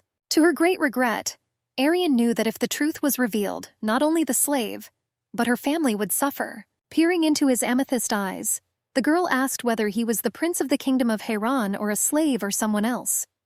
The healer asked him to protect his life first. Holding the healer tightly to the chair, the blonde explained that if he kills her right in this place, then there will be no one left who will know his true identity. Cassidine asked his sister, wants to say her last words with her tender lips. The blonde ordered the girl to speak when she learned his secret. The Countess showed feigned sympathy and said that he was lying to himself. The brother asked the girl if she understood the situation she was in. Arian explained that he was very stupid. The blonde said that he tried to injure the wrong person. I don't even know who his real enemy was. Events quickly move back 8 years. Hilken Dyers, Damien's real father, led the conquest of Haran. It was enough for the cruel ruler to simply destroy the entire kingdom. This was mentioned in a little-known prophecy that was composed by the prophet of the Seville Empire, who had long since passed away. Arian understood that she herself did not know this about Damien, so the blonde could not find out about it. The guy hovered over his sister and asked if she was lying to him now. The healer was surprised to hear this from someone who lied to her about everything. The blonde explained that she had always been sincere around her brother. The Countess was amazed that even at that moment he believed that she was lying to him. Loosening his grip a little, the former slave asked if she regretted taking him. Ariane assured that she never regretted it. The girl understood that he probably wanted her to regret her decision. The Countess understood that she could not give him the answer that he had been waiting for. The blonde explained that no matter what you said, he was her dear family member. The girl hugged Cassidon tightly. Ariane was amazed, because even she was not familiar with this soft and gentle voice with which she calmed her younger brother. The Countess thought it was rather funny that she was the one using Cassidon. When the blonde reached her father's estate, she realized that it was a very quiet and sad night. The mistress asked Sasha to prepare a hot bath for her. She hurried to fulfill the order. Ariane asked the maid to find her books about the kingdom of Haran. The blonde said that documents and even rumors would be useful to her. The healer asked the brown-haired woman to prepare all the information she could find about this long-vanished kingdom. Ariane asked the maid if she wanted more precious stones. The brown-haired woman, embarrassed, said that it was not worth it. She remembered that the mistress had already given her a whole bag last time. In a hurry, Sasha announced that they would immediately prepare the bathroom for the mistress. The healer was delighted with the girl's sweet behavior. Ariane looked around and knocked on her brother's door. It opened with a startling creak. Smiling, the girl asked if Cassidine wanted to talk before going to bed. They sat opposite each other in awkward silence. Moonlight penetrated through the huge windows, snatching silhouettes from the semi-darkness. For a long time, no one dared to start a dialogue first. The blonde, pouring herself a cup of hot aromatic drink, noticed that tea leaves that helplessly stretch down or sea waves that soothe, like a lie at a certain moment. Ariane looked down, said that the pain that seems incurable and all the things that made the guy suffer will one day definitely end. The healer understood that his brother was ready to go to the bottom at any moment, but she also had many contradictions. The girl realized that she should not have mentioned this, because she too was silent about her obsession with the past, named Damien. Jumping up sharply, the healer gently touched her brother's shoulder. The blonde explained that the guy shouldn't worry. Ariane remembered that, as usual, she would not do anything, even if he lied to her again. Leaning over her brother's ear, the healer whispered so that he would not forget that despite his past, now she was his family. The girl told Cassidon that he could always use her. The blonde explained that if he wants to order something, she is ready to even get her hands dirty to fulfill it. Jumping up sharply from his seat, the guy asked his sister if she was thinking about anything at all. The blonde asked if she understood what she was talking about. Cassidon explained that he understood that if she began to insult him, as an ungrateful slave who dared to do so, she forgot her gratitude. Her brother asked her why she didn't accuse him. Cassidon explained that there was no guarantee that he would not do the same thing next time. The Countess explained that if he really wanted to hurt her, he would have already done it. The healer realized that for people who had to become creatures in order to survive, it is completely normal to be only on their own side. Ariane understood that the month she devoted to him had not passed.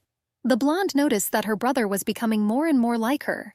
Sharply grabbing him by the shoulders, the Countess reminded him that he had done exactly the same thing as her. The girl recalled that it was she who found him and accepted him into the family. The blonde said that it was her fault. Ariane reported that she treated his wounds by continuing to tear them apart. Smiling, the sister asked Cassidon to forgive her. The blonde was surprised that her brother left so quickly. Soon the guy sat down on his soft bed and thought. All this time, some unpleasant feeling was squeezing his chest. The guy realized that the girl had the appearance of a nun with a broad outlook on life. Cassidon realized that his sister did not have such a thing that she thought or was sad. The blonde realized that Ariane had to give up a lot. Looking in the mirror, the guy realized that a beautiful appearance was poison for a slave. The blonde understood that people didn't care if he was wounded or bleeding.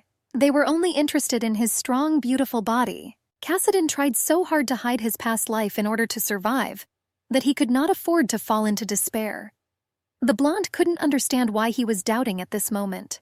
The guy understood that there were many things that he did not understand.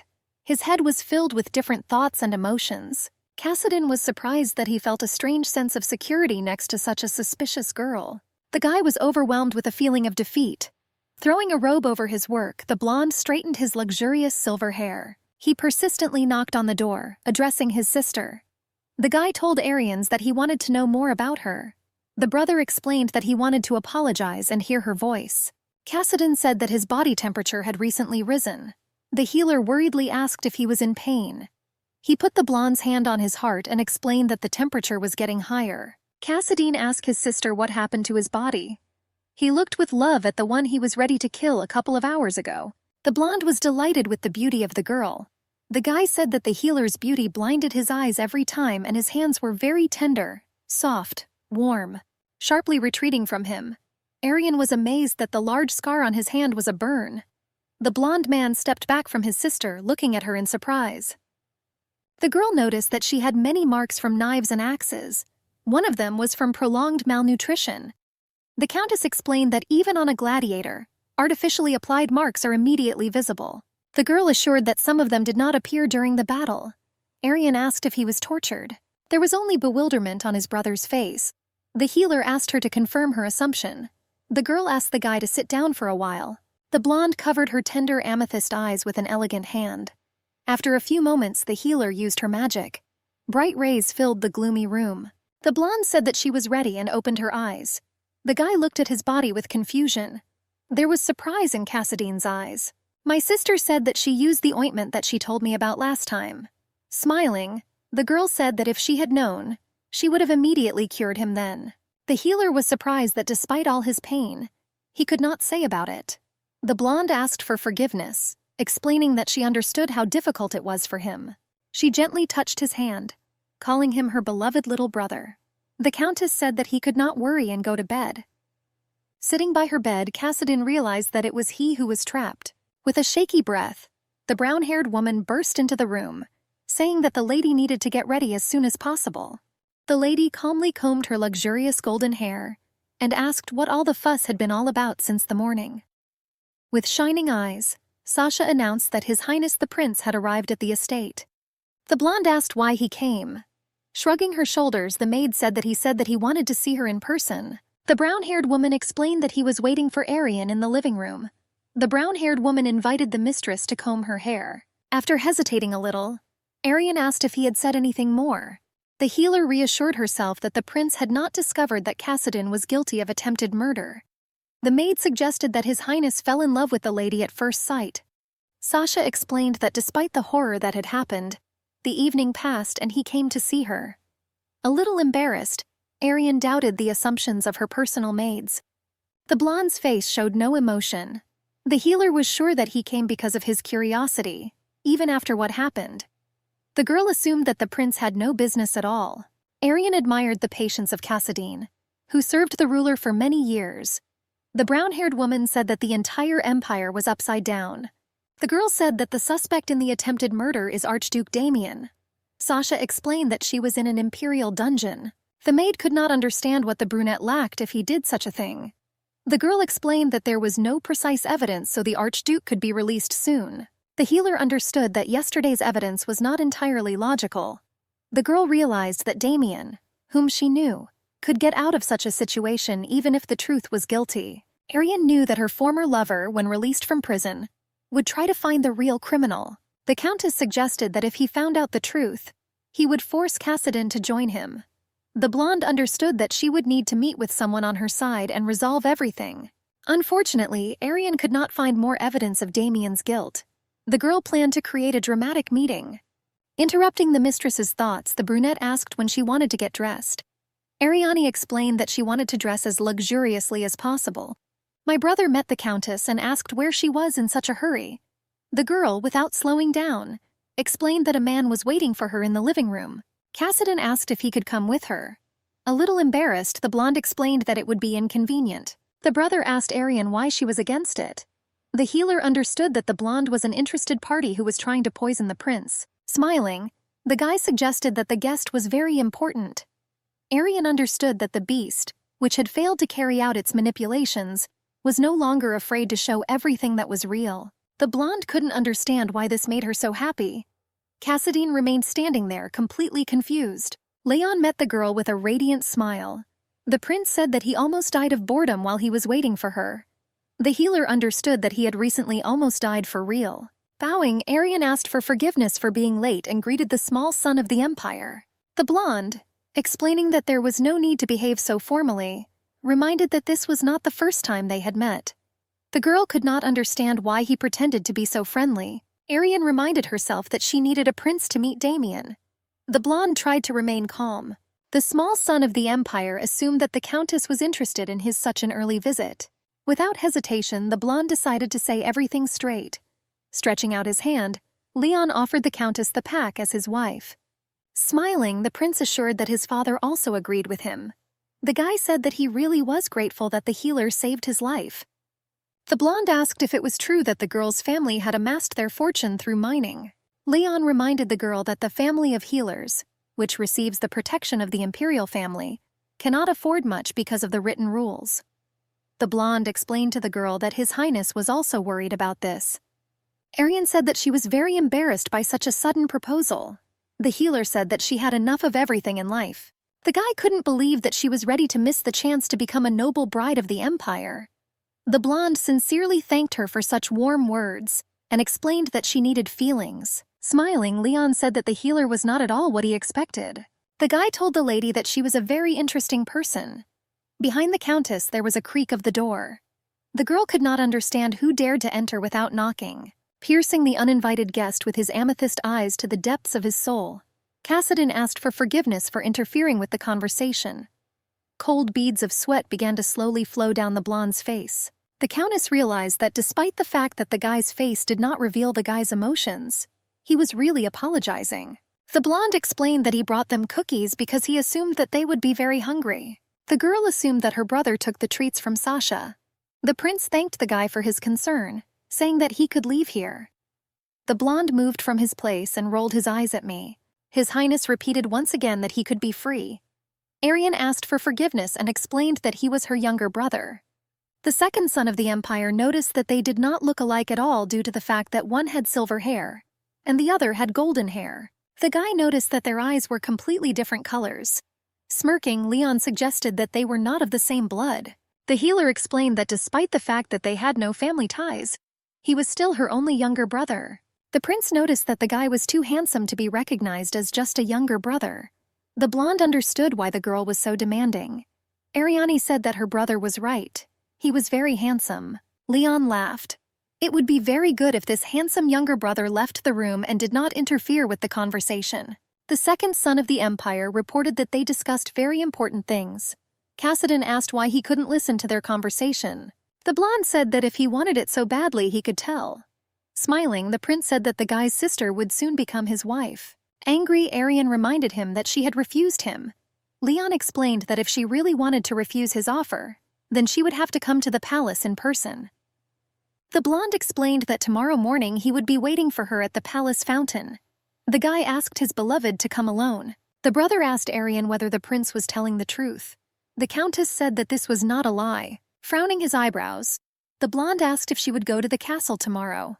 Lowering her eyes, the girl said that she would have to do this. Cassadine warned the blonde that she had better not do this. After her questioning look, the guy warned that it could be a trap. The blonde explained that because the principal asked the girl to come alone, he felt uncomfortable. The brother explained to Arians that he did not like Leon's face. Smiling, the countess asked him if he could understand people by their faces.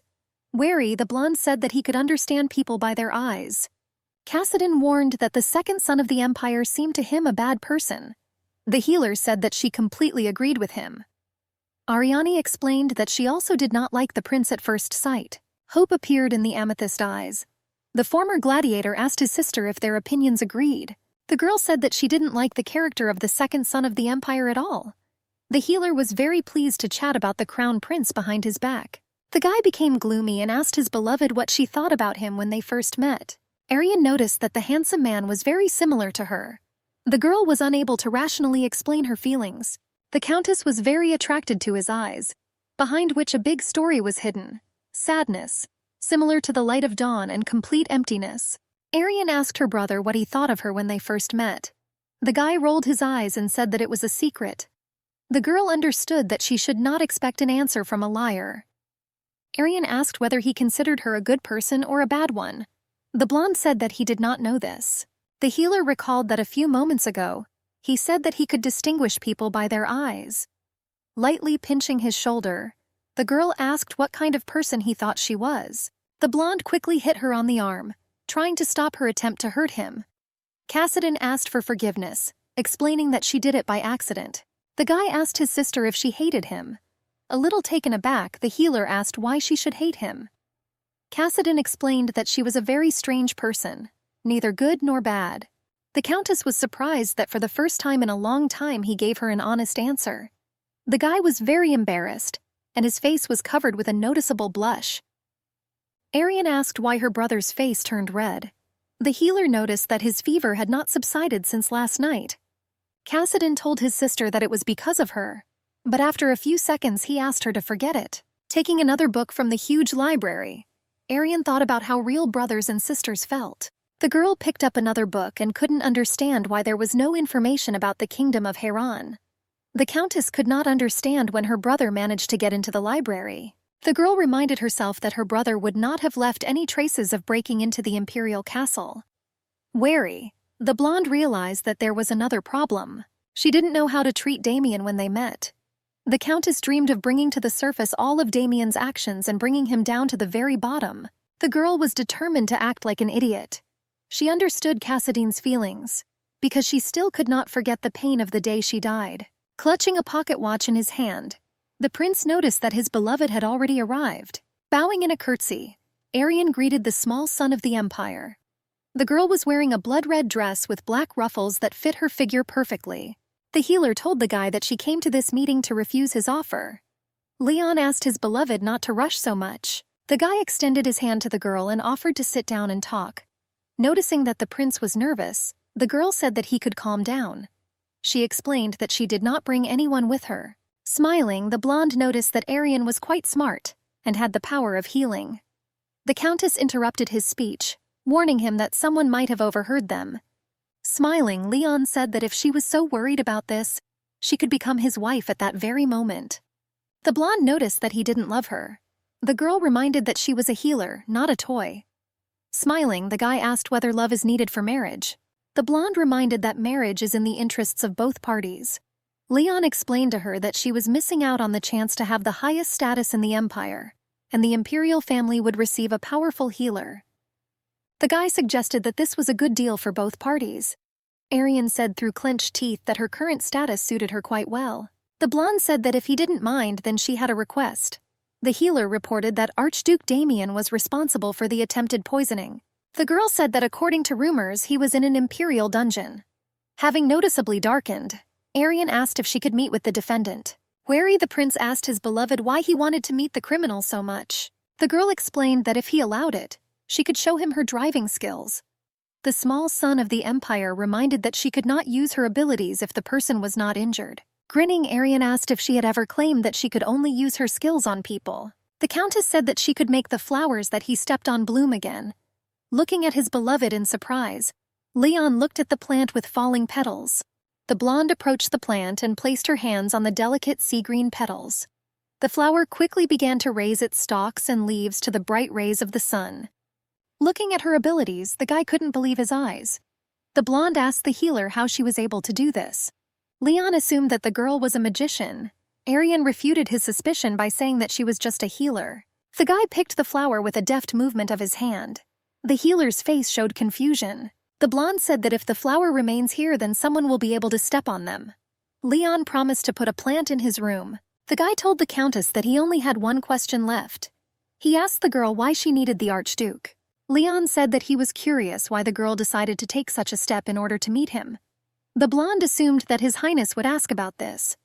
The girl understood that it would be very suspicious to confess her love to a person accused of treason. Wiping away tears, the blonde said that she wanted to see the Archduke one last time. Arian realized that this would look even stranger, given that the prince was proposing marriage to her. The guy asked the healer for some reason she didn't answer. The countess was amazed that his patience limit was only a few seconds. The girl asked the prince whether he considered Damien a criminal. Leon explained that the brunette lacks the motivation to do this. The prince explained that there was no definitive evidence. The blonde was sure that this was done by someone who had been offended by the imperial family for a long time. Arian asked whether the Archduke was accused only because he arrived late for the reception, and because this plant blooms only in the north. Let's see the prince's wariness. The healer explained that she found out what poison he was poisoned with while she was treating him. The girl said that she felt guilty because the Archduke was accused for her word that the plant had grown only in the north. The blonde explained that she would like to see how he chewed in the dungeon. With surprise, Leon asked the healer why she considered it her fault. The guy asked how the truth could be a crime. The countess explained that the truth could sometimes turn out to be a lie for someone. Extending his hand to her, the prince said that he wanted to personally escort her to the dungeon. The blonde was jubilant that her plan had gone well. One of the knights carefully watched the couple in love. Turning around, Arian could not understand why the knight wore an iron helmet in such warm weather. The blonde was sure that the guy was very hot. A flock of scavengers circled around a huge stone tower that served as a dungeon. Walking along the long dark corridors, the healer asked whether this tower was a dungeon. The guy was amazed that Arian had never been here. Leon explained that usually the imperial dungeons were located away from the main castle complex. Turning sharply, the blonde asked the knight why he continued to follow them. Through the massive helmet, Arian saw amethyst eyes. The prince asked if the emperor ordered him to monitor them and report on everything he did. The blonde couldn't understand why he had to put in so much effort. Leon asked his beloved if the girl knew why he asked her to come alone. The prince admitted that the eyes of Lady Arian's brother seemed very disturbing to him. The healer was well aware that Cassidon was annoyed that his assassination attempt had failed. The countess assured that her brother was very shy. The blonde reported that he noticed something strange in the amethyst eyes when his little brother looked at her. Leon thoughtfully said that this was not like the way a brother looked at his sister. The guy explained that despite the fact that the shadows were connected by blood, having interrupted the prince, the healer said that Cassidon was a very dear family member to her. Arian reported that he put her in a difficult position when he spoke in such a light about her only younger brother. The blonde was amazed at how attached the girl was to her brother. Smiling, the healer assured that he was the most important person in the world for her. The countess informed His Highness that it was enough for her that he accompanied her to this place. The guy was a little taken aback when he found out that the blonde was going to go to a dirty prison alone. Leon assured her that she didn't need to bother so much. The healer recalled that the Archduke, because of her words, was accused of attempted murder. Arian explained that she would not be able to talk calmly if he was nearby. Turning to the knight, His Highness asked him to come up. The prince explained that he would not be able to take my lady directly to the Archduke. Leon warned the subject that if anything happened, he would be fully responsible. The blonde asked the guy what his name was and what unit he was from. Trying to rectify this situation, Arian assured that she would quickly talk to the criminal and return. The blonde assured that there was no need to worry so much about her integrity and safety. Smiling, Leon said that since the reception in honor of his 20th birthday was interrupted last time, therefore a large reception would soon be held again. The guy assured that they would be able to see each other again in the coming days, and promised to send Ariani an invitation. The blonde warned that the girl could not refuse. The prince promised to take care of the forget-me-not flower that she gave him until then. When Leon disappeared into the darkness of the long corridors, the girl asked her brother why he was in this place. A little taken aback, the knight asked if his sister knew about this from the very beginning. Smiling, the blonde asked how she could not recognize her brother. Arian asked the guy how he was able to steal the uniform from the guard. The guy insisted that he did not steal, but borrowed. Cassidon claimed that the owner of the form would lie unconscious for a day or so. The healer was amazed that he talked about such things as if it were some kind of trifle. The girl asked her brother if he had thought about what could happen if he got caught. The blonde assured her that he knew the movement of the knights and their gait. Hanging over his sister in massive armor, the guy asked if she was worried about him. Smiling, the countess asked her brother how she could not worry. Arian assured that not a day passed that from morning to night she did not worry about him. Smiling, the guy said that he was very pleased to hear something like that. The Countess asked him if he had arrived at the castle out of worry. Cassadine explained that if this were not true, he would not have acted so stupidly. Stretching out his hand, the blonde asked his sister to follow him, explaining that he knew the structure of the prison very well. He held a massive torch tightly in one hand and his sister's tender hand in the other. The girl smelled a strong smell of mold and dampness. Arian was amazed at how much the prison resembled a labyrinth in its structure. Cassadine explained that it is almost impossible to escape from this place. He said that at the appointed time a person came here to distribute food, and the prison system worked well even without guards. The guy asked his sister who she came to see in such a place. Lowering her eyes, the blonde assured that he would recognize this man when he saw him. Soon the couple arrived on the 8th floor. The rays of the sun penetrated into this rotten place through massive bars. Damien was reading a book, not paying attention to the guest. The girl remembered very well that she had once been able to fall in love with this black hair and emerald eyes. Then the healer did not know what was hidden behind such a beautiful wrapper. Approaching the bars, the healer asked the guy if he remembered her. The Archduke mentioned the girl's name and status, saying that he could remember people even if he had only seen them once. The brunette jumped up sharply from his seat and said that he remembered her knight very well. With a tight smile, the blonde assured that it was just a palace knight who brought her to this place. The Archduke assumed that he had confused the guy with someone else. Smiling, the brunette asked why the knight escorted her straight to prison to him. The guy reminded that outsiders were not allowed to enter. Arian said that the prince gave her permission and even took her to the entrance to the tower. The brunette was amazed to hear that the prince personally escorted Milady. The guy asked if he could ask why this happened. Coming closer to the bars, the blonde announced her confidence in Damien's innocence. Pressed against the cold bars, Arian told the Archduke that she fell in love with him at first sight. Smiling, the guy said that he understood the lady and decided to listen to her. The blonde asked in surprise if he believed her. Damien asked the Countess if she considered her behavior in such a situation suspicious.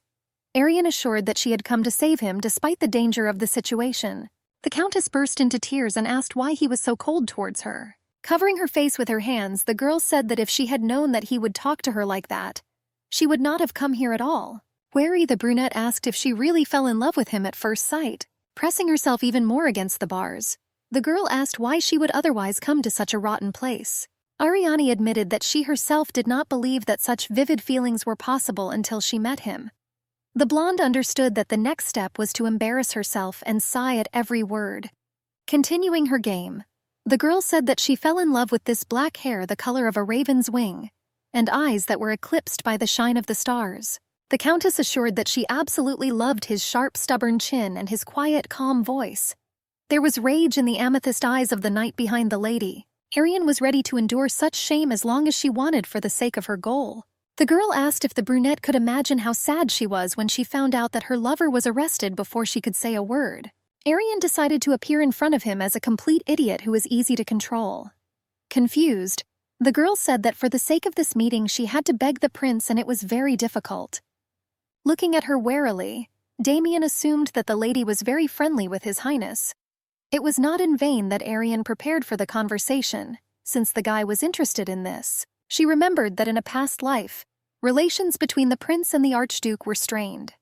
Damien specifically tried to get closer to his highness, but the principal was not particularly keen on such treatment. Arian understood that although the prince's proposal caused her shock, it could also become a stumbling block. Arian understood that if she was too friendly with him, it might arouse suspicion.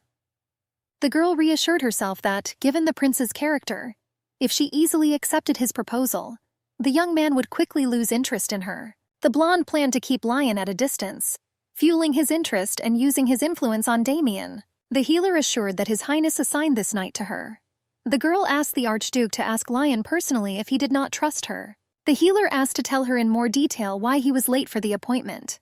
The blonde assured that she would be able to talk to the prince personally and explain that the young man was innocent. Going deeper into his cell, the guy suggested. Smiling, Damien asked the girl to explain in detail what kind of relationship she had with the prince. In return, the brunette offered to tell him the reason for his lateness to the appointment. The Archduke explained that he suddenly wanted to know what kind of person she was. The girl understood that it was easier for him to die than to lose. Arian was surprised that he was saying that she supposedly needed to talk about the prince in front of the Imperial Guard. The healer assumed that the brunette did not believe her at all. The girl said that she looked very stupid when she became interested in him. Turning away, Arian said that he was making her out to be a calculating schemer, although she had come to help him. The blonde turned around and began to quickly leave. The girl was greatly offended that he tried to trample her sincerity in the mud. The Countess told the guy that she now understood what kind of person he was. Damien quickly ran to the bars and began to squeeze the iron bars tightly. The brunette supposed that he shouldn't have been so rude to her. The guy begged Arian not to leave and promised to tell the reason for his lateness. The Archduke explained that if she left, he would be worried. Damien explained that he was preparing a special gift for the prince, and a lot of time was spent preparing the gifts before the reception. The guy claimed that he had a rather rare thing, and he needed a lot of time to deliver the gift to the duchy. Raising her sky-blue eyes, the girl asked what that gift was. The brunette said that he would tell Arian because he wanted the prince to know about it. The guy stated that the gift was a slave with impressive skills and history. The brunette said that he had to try hard to prevent him from committing suicide. The reason for the delay was that the slave wanted to bite off his tongue. Damien, seeing the surprise on the girl's face, said that she had misunderstood him. The guy said that talented slaves were difficult to find, and they were sold for a considerable amount. Damien recalled that a few months ago one of the gladiator slaves was sold for 5 billion. The healer knew very well that slaves were treated worse than cattle. The girl could not understand how it was possible to think of giving a slave to the prince for his birthday. The blonde decided to check this out, since this trick could be to hide health problems. Arian asked to hand over the slave to her. The girl recalled that Damien was locked in prison only because the poisonous plant that was discovered during the investigation grew only in the north. The Countess said that that flower was the main ingredient of the poison, and the guest was late for the reception. Smiling, the girl assured that she personally discussed this situation with the prince. With surprise, the brunette asked who could do such a thing. The Duke said that he immediately found the accusation that he was simply late for an appointment strange. The blonde assured that if he sent the slave, she would speak to the prince and ask him to reconsider the decision to imprison him. She believed that the slave would be direct evidence of his innocence. The girl insisted that it was painful that they were so wary of her. With her hand on her heart, Arian claimed that she allegedly could not leave the brunette in such a difficult moment. The brunette agreed to the proposal and promised to order his servant to send her a slave. The Archduke said with a sly glance that he sincerely hoped to see Milady Arian again. Shyly covering her face with her hands, the blonde asked if he asked her on a date. Arian rejoiced that he took the bait. The Archduke assured that he would tell her all the details when he would be released from prison. The brunette expressed hope that an agreement could be reached, and she knew that Damien would not miss the opportunity to get information about the prince. The Countess promised to look forward to their next meetings. The brunette said that he sincerely hoped to spend time together soon. The girl planned to use it for her own benefit. Placing a small piece of paper in front of the lady, the brown-haired woman reminded her that she had asked to find information about the kingdom of Haran. Sasha said that she personally was unable to get anything, so she had to turn to an informant. With excitement, Arian assured that it was very dangerous to wander alone through dark alleys. The maid assured that she only met one person when she went shopping. The girl claimed that thanks to his tip, she found several necessary people. The brown-haired woman explained that this was not enough, and because of this, she figured out how to effectively use the precious stones that the lady gave her. The girl claimed that she had heard that there was a man in this place who knew a lot about the kingdom of Haran. Arian was going to meet him, and she suggested that the next morning we go to the appointed place. The moonlight dimly illuminated the room. A small cup of hot aromatic tea stood on the table. Arian went out onto the balcony to get some fresh air. Gusts of wind blew her golden hair. The Countess turned around, hearing the creak of the door behind her. She was incredibly happy to learn that Cassidon had finally returned. The guy's face was gloomy and unwavering. The girl asked her brother to sit down and tell her what happened. The healer suggested that he was caught when he was returning the knight's uniform. The brother denied Arian's assumption. The Countess asked why her brother had such a gloomy expression on his face. Visibly worried, the guy asked Ariane if she liked green eyes. The blonde suggested that the girl didn't like him only because he had amethyst eyes rather than green. The healer asked what kind of nonsense he was talking about. Arian asked why she should hate him because of his eye color. The blonde couldn't understand why she said this to Damien. The healer assured her brother that she loved him most of all. The girl tried to prove to the young man that the color of his eyes or hair does not matter. She claimed that no matter how he looked, she would still love him more than anyone. Trying to contain his rage, Cassadine broke a mug of hot tea. The blonde asked his sister how many people she had already managed to deceive. The guy asked if he was like that.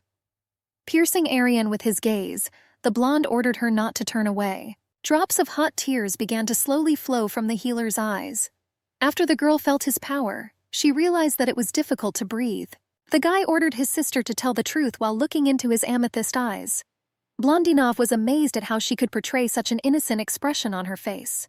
A massive hand tightly squeezed the healer's neck. To her regret, Arian could not even answer a word. With the last of her strength, the blonde pushed the young man away and tried to catch her breath. The guy suggested that from the outside one might think that he was doing something bad. He assured that he had not even started yet. The Countess said that if he sincerely longs for this, then she is ready to endure, since he was her only younger brother. Arian insisted that she could endure it if it made him feel good. The healer clarified whether this really made him feel better. The girl was sure that Cassadine was not that kind of person.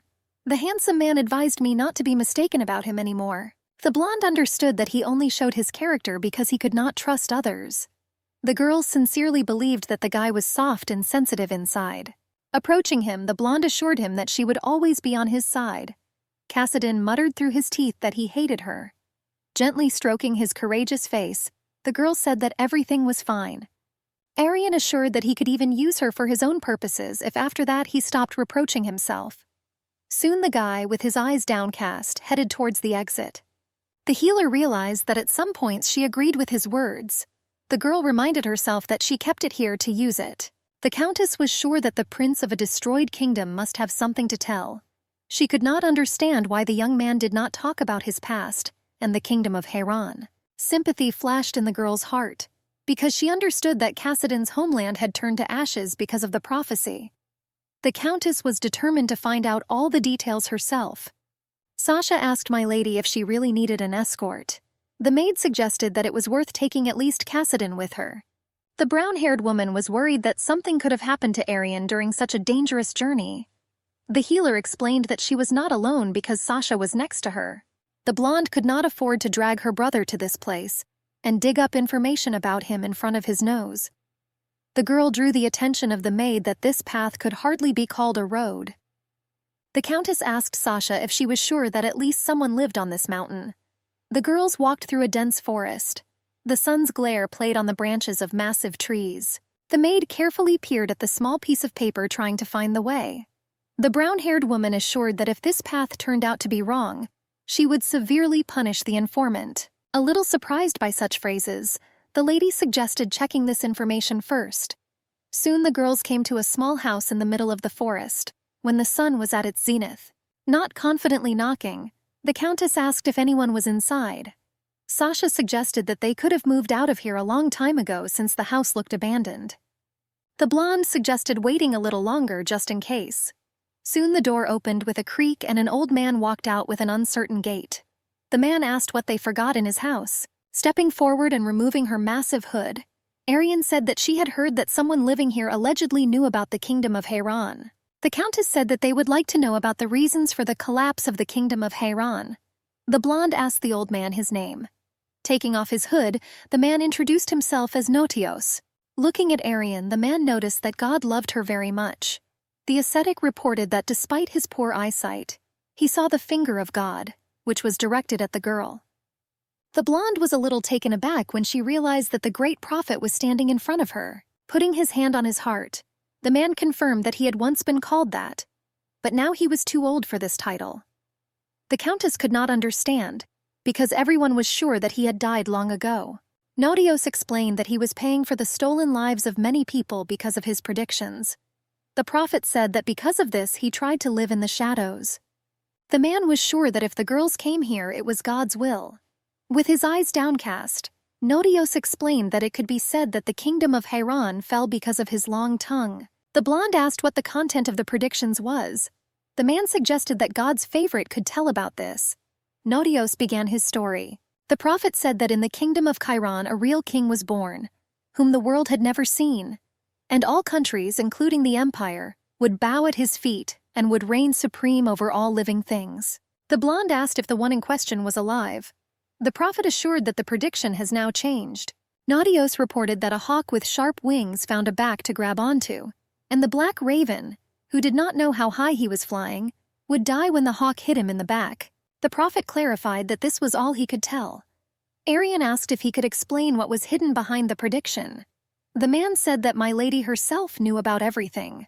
The girl asked if she could ask one last question. The blonde asked what exactly it meant that she was God's favorite. Naughtios explained rather vaguely that there were no results in the world without causes. The blonde regretted that the old man would have to move again. Sasha insisted that she allegedly couldn't even think that they would meet the seer. The girl admitted that she was sincerely surprised by this, and admitted that Naughtios's speech seemed incomprehensible to her. The Countess thanked Sasha, once again explaining that they had an excellent harvest. The healer was sure that the black raven the prophet spoke about was Damien. The girl didn't even realize that, pretending to be disinterested in power, he was simply destroying the main enemy in Haran. Ariani assumed that the man wanted to put his son on the throne. The blonde was very interested in how her brother would react if he learned that the man who destroyed his homeland was already dead. The healer sincerely sympathized with Kassadin, who all this time endured horrors only because he dreamed of taking revenge. The girl didn't know whether her brother would be happy if he found out that this man's son was still alive. Arian, grinning, sympathized with his younger brother, but was sincerely glad that they had a common goal. A small card in the girl's hand quickly burned out. The Countess was surprised that God's love for her was so great. Letting the rest of the ashes go to the wind, the blonde doubted that she deserved it. Arian hesitantly knocked on her brother's room. The guy was surprised that she personally came to him. Approaching from behind, Kassadin asked if she had something to do. Smiling, the healer asked if she needed a reason to meet him. Opening the door, the guy invited his sister to come inside, assuring him that it would be rude to talk to her outside. Having straightened her luxurious golden hair, the blonde asked where she was that day. Removing her hand, the Countess said that if Kassadin had been so curious, he could have followed her. The girl recalled that her brother never told her the truth, and asked why he was so afraid. Supposedly, he was allegedly afraid that she would tell someone who he was or send him back to the arena. Ariani said that she would be very glad if all her brother's fears were dispelled. Smiling, the Countess said that he could squeeze her throat tighter as much as he wanted. The girl asked to strangle her as much as he did not trust her. Kassadin abruptly threw his sister aside and asked if she was afraid of death. The blonde, breaking into a scream, asked if she had gone crazy. Soon the guy came to his senses and tightly pressed the girl's fragile body to him. The blonde asked for forgiveness, explaining that it was all his fault. The brother asked Arian not to do this again. The girl tried to remember if Kassadin asked her for something so strongly. There was sadness in his sky-blue eyes, and tears quickly welled up in his eyes. The blonde told her brother that she truly loved him. Kassadin tightly squeezed her fragile body, pressing her closer to him. Left completely alone, the guy realized how tired he felt, because last night he had only thought about her and could not rest at all. The blonde knew that his sister was leaving in the middle of the night, but he didn't go out on purpose. The guy thought it best not to show how much Arian bothered him. Kassadin felt even worse because she wasn't around. The brother could not understand why the girl went to the imperial castle. The blonde felt at rock bottom at that moment when Ariani said that she fell in love with the Duke at first sight. The guy felt a storm of emotions when his sister said this to another person. He understood that his sister had truly gone crazy. The former gladiator felt himself slowly falling into a deep abyss. The guy understood that this was abnormal, because he could not let her go because he was afraid that she would disappear. Like a star in the night fog, Kassadin buried his head in his hands, trying to forget about everything. The Countess noticed that after that day her brother became more polite to her. Arian knew that she no longer lied and came in the middle of the night. The girls realized that she could have been too harsh with him. Arian did not regret one bit that she accepted the blackmail. The healer was very disappointed that the guy did not trust her so much. The Countess wanted to check how he would behave in such a situation. She, the beautiful one, understood that she was not going to die. During breakfast, the girl realized that Kassadin began to look at her much more often and longer in complete silence. Noticing a sincere smile on his face, the Countess asked what had happened. Taking his amethyst eyes away from her, the guy replied that there was nothing important. The blonde opened the newspaper, looking for the information she needed. Sasha could not believe that the Duke was claiming that his reputation was ruined. even though there was no concrete evidence pointing to him. Arian was amazed at how simple-minded the Archduke was. The healer didn't care whether he won or not. The girl understood that this was the lowest thing a person who had something to lose could do.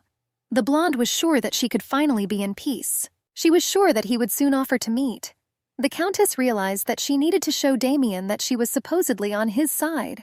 A sharp noise outside distracted the girl from her thoughts. Opening the door, one of the maids told the lady that someone had sent her a gift. Surprised, the blonde asked who the addressee was. She assured that the sender was unknown, but they were told that a slave had been delivered. Dim rays of the sun fell through huge pieces of fabric and bars onto the emaciated body. The guy's hands were shackled and his clothes were covered with brown spots. The slave's gaze was dull. The girl realized that the Archduke's gift had already arrived. Taking a look at the arriving slave, Arian could not understand how the brunette was going to give this man to the prince. The guy's body and clothes were covered in bloody stains, and his t-shirts had many holes in them. The arriving coachman asked the fragile girl if she could definitely cope with him. The man warned that the slave was very strong. Arian said that everything was in order and asked to let the slave go. The messenger told the girl that the Archduke asked her to convey that he wanted to meet with her as soon as possible. Kneeling down, the man said that the suitcase contained tranquilizers that could turn a wild animal into a helpless lamb. The man asked not to worry, claiming that the drug did not have any negative effects on health. The messenger assured that this was only to calm the furious temper. The brown-haired man said that the lady could go to the duchy if she needed more, and wishing all the best, he left. Sitting down next to the slave, the Countess realized that he was already under the influence of a tranquilizer. The girl carefully peered at the arriving slave. The blonde's breath burned the soft leather of her neck. Turning sharply, the healer told Cassidon that he had scared her. The girl asked her brother if he could walk less silently. The blonde explained that this had become his habit. Smiling, the guy asked how else he could see her surprised face. Taking a look at the arriving slave, the guy asked if he was the one the Archduke was talking about. The healer's heart was full of sympathy, because she knew how it felt to be caught by Damien. Just one look at the hypodermic needle and the slave in the cage made the healer think that she was doing something terrible. The blonde asked his sister what she was going to do. With a heavy sigh, Arian said that the arrival was just a gift. The Countess said that first he needed to be washed and changed. I turned to the servants. The blonde warned that the slave is quite strong and at least 3 people will be needed. The girl asked to prepare food for him in the outermost room. Noticing Cassidon's darkened face, the girl realized that he was afraid that another slave would take his place.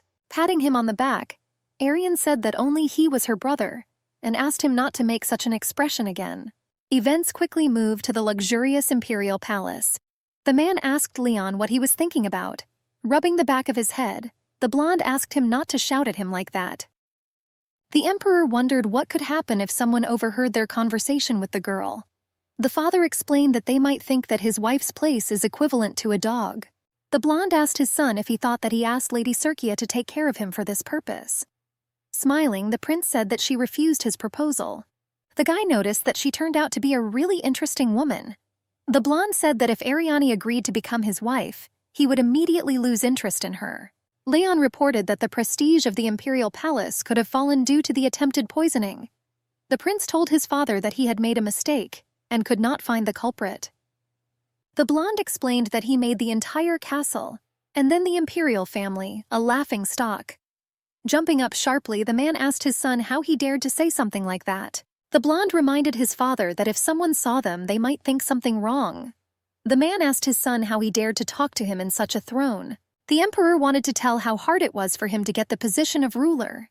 Leon asked the man whether his responsibility for his mother's death was gone. The blonde said that he never craved the title of crown prince or his father's love, filled with responsibility. And he asked not to call him again for such nonsense, saying that it was time for him to go. Entering his room, the guy sat comfortably on a huge bed. Leon looked at the delicate forget-me-not flowers and again remembered his beloved. The butler reported that they did not have the right size clothes for the slave, and asked what to do. Taking a look at the muscular, scarred body, Arian asked where he could come from in the estate. The girl thought that compared to the slave, her room seemed small. She saw in him forms similar to a bear and a black leopard, and she couldn't understand why Damien would give a valuable slave to the prince. The Countess said that it was necessary to at least throw something on him, and she assured that it was impossible to leave a gift in this form in front of the lady. The blonde said that she herself could help him with clothes. Coming closer to the guy, the healer asked what his name was. There was only silence in response. The servants asked the brunette why he was silent. The lady argued that there was no need to shout at the guy and suggested that he was tired after a long journey. The maid informed my lady that giving expensive clothes and good food to a slave was a strange idea. Bowing, the butler asked for forgiveness for his insolence. The blonde assured that everything was fine. Approaching the slave, the blonde said that he could eat as much as he wanted. She assumed that he had a very long journey. Ariane promised that if the brunette remained hungry, she would ask him to bring more. There was only ringing silence in response. The blonde asked the guy not to worry about the maid's words and just eat. The countess asked him if he liked this kind of food. The girl suggested that the young man was thirsty due to the high temperature outside. Peering carefully into the slave's face, Ariane could not understand why he did not answer her. The girl understood that Damien could not send the disobedient slave to the prince. The countess asked the brunette to move the sofa closer to her. The brunette effortlessly lifted the luxurious sofa, and after a few moments placed it on the floor in front of his mistress. The girl was amazed, because he had the strength of at least 3 people. The blonde was surprised that he did not eat or speak, but simply followed orders. The healer felt a little uneasy as she realized that this man was born only for physical labor. Coming closer to him, the girl carefully began to examine the deep scars. The girl realized that he had received wounds to his teeth, but not human, but animal. Touching the brunette, the healer felt that due to the tranquilizers he had a very strange heartbeat. The girl was amazed that despite the large amount of energy, the young man had no replenishment. The blonde felt that the whole body inside, unlike the outside, was in a terrible state. Peering carefully into the slave's face, the blonde realized that someone had torn out this man's tongue. The healer, standing in her room, carefully peered into the syringe with injections that were injected into the poor fellow's body. The girl poured the contents of one of the syringes onto the delicate petals of thistle flowers. The blonde realized that the mixture was specially made so that it would be impossible to recognize its ingredients. Ariane realized that under the cover of the tranquilizer there was a rather strong poison. The countess tried to understand Damien's train of thought. It seemed very suspicious to the girls to poison a slave, whom he was then going to give to the crown prince. The healer suggested that the archduke could not allow a strong slave to remain near the crown prince for long. Ariane understood that he was removing possible interference in advance. The blonde realized that her life ended in the same way. The girl ordered the brunette to lie down on the bed. The healer realized that her sleeping area did not look so small when Cassidin lay there. The blonde decided to start getting rid of the poison starting from the head, and then return the cut-off tongue. The countess realized that this could take a lot of energy from her. Gently touching the guy's torso, she said that it would be nice if he could speak again. And then he told what was happening in the duchy. Ariane could feel even on her fingertips how much the poison had penetrated his muscular body. The girl realized that this drug was much worse than the substance that was used to poison the prince. The blonde understood that it would not be enough to heal the slave's body from the inside. Ariane decided to concentrate to use all her strength. The guy hesitantly raised his clouded, faded blue eyes. The brunette asked who the blonde was. Ariane's eyes suddenly dimmed. She realized that she didn't mean to go that far. The guy pulled his huge hands towards her. The maids were surprised that the master returned with a bunch of gifts every time he went to patrol the territory. The girl was amazed that the count had to wait 3 whole hours to buy honey, since his daughter loved sweets so much. The maid was taken aback when she realized that he had brought such value, and said that she wanted to look. Sasha explained that the count had already gone to personally take everything to the lady. Hesitantly knocking on the door, the man asked his daughter if he could enter. Having heard no answer, the blonde said that it was Dad and he had just returned home. The count once again asked Ariane whether she was in the room.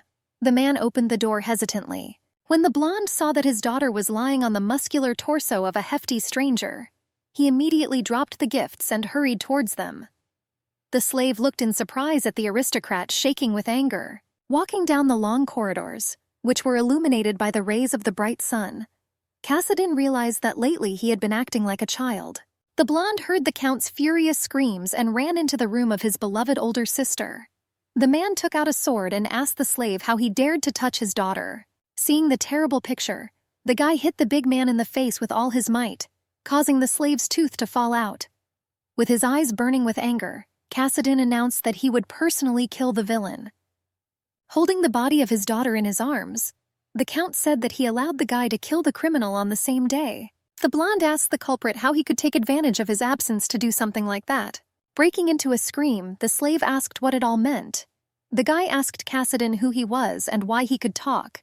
The brunette had a clear memory in his head of how his tongue was cut out. Hanging over the guy, the gentleman asked if he should tell him his name. The blonde said that he would die at that very moment. When they saw the Count carrying out the lady's body, the maids began to fuss. Ariane opened her eyes hesitantly. With a radiant smile, the Count realized that his daughter had finally come to her senses. The blonde asked her father when he managed to return. Lowering his eyes, the Count asked his daughter for forgiveness that he had paid too little attention to her lately. With pain in his eyes, the man said that he did not know that while he was not at home, that man would dare to sneak into her room. Looking at the slave with contempt, Cassidine could not understand what had happened. The healer assured that she was very tired, because she had not slept for a long time and simply fell asleep leaning on his chest. The blonde suggested that if she said this, then this could really happen. Gently touching her brother's thigh, the healer assured him that this was indeed the case. The girl asked to introduce herself. The big man gave his name as Tool. The blonde explained to the guy that he was in very bad condition when he arrived at their house. The Countess asked him to tell what happened. After a little hesitation, Tool insisted that he did not remember anything. The girl could not believe that Damien's tranquilizer was also able to affect the poor man's memory. The slave claimed that he did not remember anything, as if someone had deliberately colored his memory black. The blonde assured that if you remember even a small thing, you should tell her right away. The guy claimed that the last thing he heard was someone's voice demanding more blood. Thule explained that this might sound like complete nonsense, but he clearly remembered that the man had cut out his tongue. Squeezing his hands tightly, the slave assured that when he came to his senses, his tongue was in place. He wondered how this could happen, and he explained that this was the main reason why he did not tell the lady anything. Arian asked the guy if he remembered who cut out his tongue. Thule claimed that he was blindfolded at the time. He only heard the voice of an elderly man. The slave claimed that at that moment he smelled a strong smell of blood. The Countess wondered who the elderly man could be, who would have the skill to cut out his tongue without killing him. The girl suggested that it could be the butler Kindle. The healer knew that he was Damien's closest supporter, and had been with the guy since childhood. The girl suggested that it was he who got rid of the body after her death. The blonde knew she couldn't say anything for sure. Sighing heavily, Arian thanked the young man for telling his story, despite all the pain. The girl promised that this would not happen again, and invited the big man to have a good rest at their home. The blonde asked Tool to wait a little. She assured that she would soon get suitable clothes for him. Embarrassed, the brunette said that he in no way wanted to cause her any inconvenience, recalling that he was an ordinary slave. Cassidon asked his opponent if he was going to walk around the house dressed like that. The blonde assured that she would ask the servant to take the young man to the room. Very embarrassed, the guy covered his muscular body with his hands and thanked him. Turning to her brother, Arian said that he could go. The guy turned around sharply and left the room without saying anything. The healer could not understand what had been happening to her brother lately. She called out to him, but he pretended not to hear her words. The Count turned to his dear daughter. He recalled that he agreed to accept only Cassidon. The man, trembling all over, asked what that hefty slave was doing on their estate. Blushing, the healer asked for forgiveness. The father asked Arian if she could throw out this terrible slave. The man explained that he was fed up with Cassidon. He asked if Cassidon was in the imperial castle. The Count said that when the aristocrats found out that they were hiding such a handsome man, they made a fuss. The blonde was unhappy that his daughter brought another slave into the house. The man was afraid that the aristocrats would find out about Cassidine's origins. The girl smiled and asked her father not to worry, and she promised to send the slave to the prince soon. The blonde jumped up and asked why His Highness needed a slave. Confused, Arian explained that she had to give the gift to the prince. The blonde assured that she knew Leon personally, and that's why she was asked to do this. The girl said that she helped His Highness recover from poisoning. Confused, the girl admitted that he recovered and even visited their house. The man asked if the prince himself was really at their estate. The blonde handed his daughter a letter, telling her that she should take it. The healer was taken aback when she realized that it was an invitation to an imperial banquet. In the transmitted letter it was written that the forget-me-not flower was still alive. Arian was surprised that the crown prince would write so directly. The blonde was sure that the reputation of the imperial family had fallen after the incident with Damien. She assumed that the prince wanted to show everyone that he was okay. The girl said that the banquet would take place in 2 weeks. Arian promised to send the slave immediately after the banquet. She planned to find out all the information about Damien down to the smallest detail. A scattering of stars showered the luxurious count's gardens with cold light. The wind interrupted the night silence and rustled the leaves and played in the tree branches. The girl cut off a small piece of steak. The healer felt the gaze of her sworn brother on her. Arian asked the blonde what happened. Cassidon asked his sister if she needed a slave in bed. The countess was taken aback, trying to understand what kind of nonsense they were telling her. I abruptly put my massive hand on the table. The blonde said that if she needed a slave in bed, then she could use him. The guy explained that he was already dirty so she could use him. Taken aback by what was happening, Arian asked if he was out of his mind. Cassidine begged his sister not to bring anyone else. The healer could not understand how something like that could be blurted out so easily. Gently touching his face, the girl looked into his amethyst eyes, and I asked what he was talking about.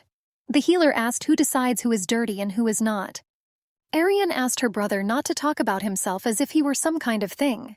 She never stopped repeating these words to him. It was painful for the healer to watch how the handsome man continued to behave as if he was still a tool and not a person. Her brother's words made the girl feel as if there was no difference between her and Damien. Arian asked if she kissed him. Would she become dirty too? The healer gently touched her brother's forehead with her lips. The guy assured that his sister could not be dirty. Cassidine insisted that if she were dirty, then the whole world would be considered so. The healer told the guy that the same applied to him. Arian asked her brother to stop humiliating himself. The blonde assured that he was a noble man. She hoped that the hawk with broken wings would no longer have to deal with his pain alone, and decided to become his nest. Kneeling, the guy put his head on the legs of his named sister. Cassidine admitted that he had lied when he said he hated her. The blonde explained that from their very first meeting until this moment, he had never felt hatred towards her for even a moment. The handsome man began his speech, but after a few moments the blonde fell silent, burying his face in her lap. Cassidine didn't say another word that evening. The healer hasn't asked him since then. The countess realized that she did not want to treat her brother the way Damien treated her. The girl decided to restore their position and begin to act. Bowing her head, Arian informed the Archduke that she had been waiting for him. A barely noticeable grin appeared on the brunette's face. Taking Damien in her hand, the blonde assured that she had heard that he was free, but was still worried because he could get sick in prison. Arian asked why the Archduke had not contacted her. Smiling, the brunette said that he was too busy with the lawsuit. The healer assured that she did not mean anything bad. The countess explained that she was simply very glad that they had met again. Arian gently took the Archduke's hand and squeezed it tightly. The girl expected the man's heart to be too unstable. The healer clearly remembered that he stoically hid his illness until he lost consciousness due to an attack. Arian understood that she should have healed the guy, since strong emotions could cause an attack. Smiling, the blonde asked if he wanted an invitation to His Highness. The girl explained that she was going to hand over the slave at the banquet and talk to the prince that same day.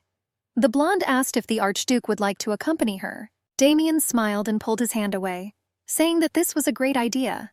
With a forced smile, the blonde said that then they would soon be able to meet again. Entering the room, Kindle turned to his master.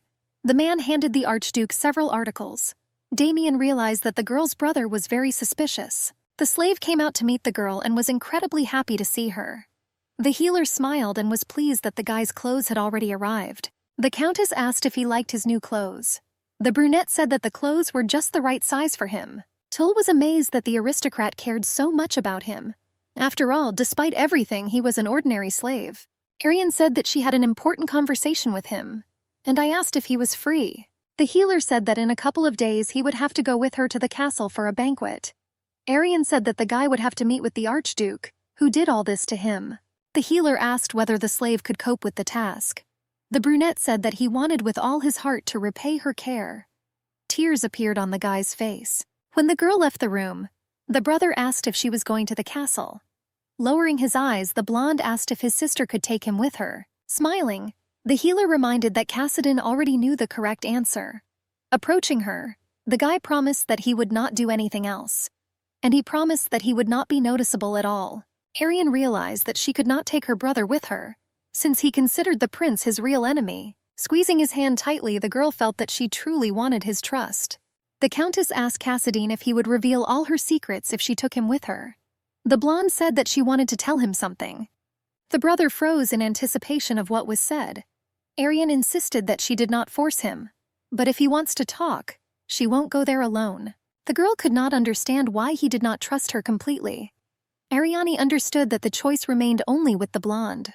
With shining eyes, Sasha wished the lady a good trip. The maid assured that the lady would be the most beautiful at that banquet. The slave helped the girl into the carriage, for which the mistress thanked him. Curiously, the brown-haired woman asked why her ladyship did not take Cassadine with her. Lowering her eyes, the blonde said that she did not intend to do this. When the servants closed the cabin door, Arian heard the distinct sound of running. Bursting into the carriage, Cassadine said that he also intended to go. The healer put on his duty smile and asked him to sit down quickly. In the evening, when the stars illuminated the road with cold light, they arrived at the place. The gate arches were decorated with many flowers. The blonde noticed that there were much more people than last time. The blonde assumed that His Highness had invited all the aristocrats of the empire, except for one person. Approaching Lady Circia, the Archduke addressed her. Damien noticed that the healer could be seen from afar. The guy asked my lady to accompany her on this day. The aristocrats began to talk among themselves, causing a rumble to go through the crowd.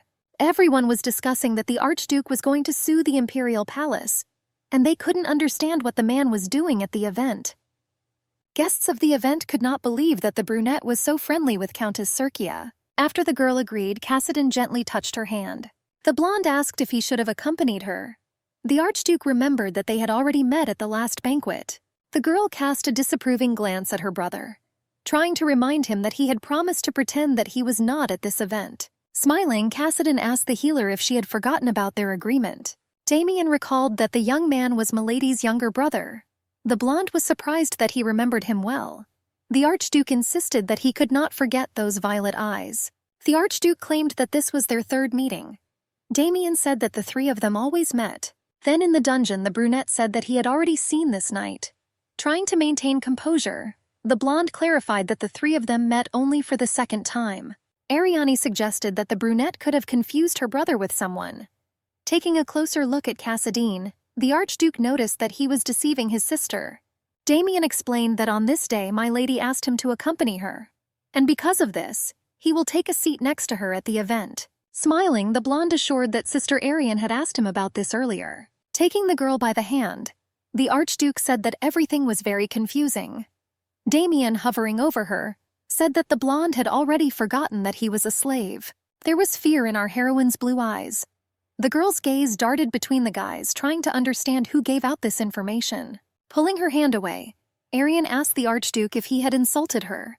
The blonde could not understand how he could blurt out something like that. Soon the aristocrats greeted the small son of the empire. A radiant smile appeared on Leon's face when he saw his beloved.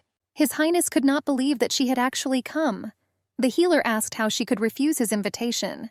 Smiling, the brunette told the prince that he was very glad that everything was in order here. Taking a closer look at him, Leon said that he didn't remember him inviting him. Smirking, Damien said that they had done nothing wrong. The guy couldn't understand why he treated him so badly. The brunette asked how he could sit still in such a situation. The small son of the empire asked whether he could trust the guy after making an application for the imperial family. Damien asked if the imperial family had ever trusted him. The brunette noticed that Leon really knew how to joke. Trying to stop the quarrel, Cassadine reported that there were too many extra eyes at the event. The prince assumed that the young count was addressing him.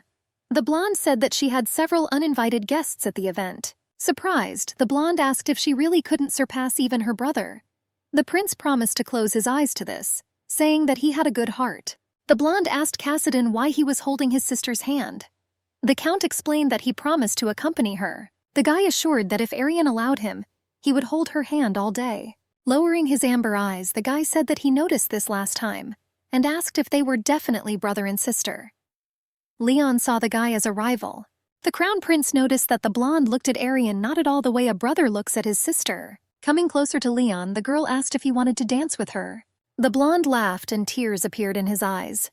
The healer felt all uncomfortable, realizing that he was going to say something indecent in front of all the aristocrats, disgracing her family. Leon noticed that the lady always went beyond what was expected. The blonde clarified whether the girl was really herself. The prince recalled that usually men invited ladies to dance.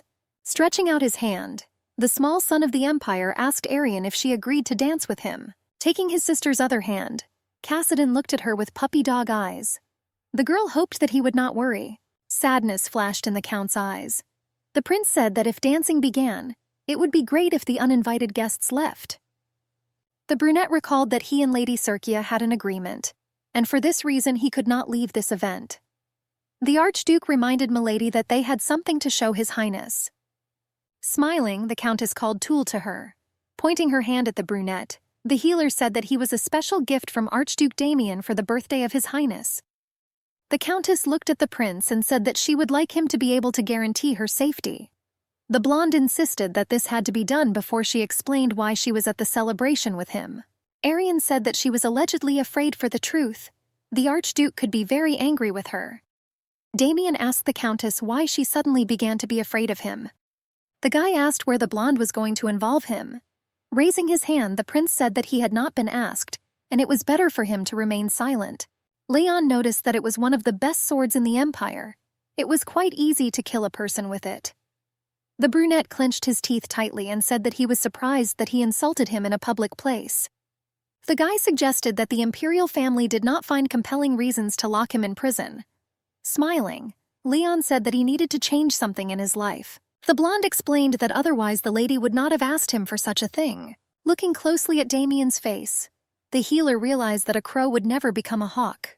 Arian knew that the person who would take the throne would do so easily by right of birth. The blonde told the lady that he guaranteed her safety. The girl understood that Damien was sure that he would be able to turn everything around. But in the end he found himself in this situation.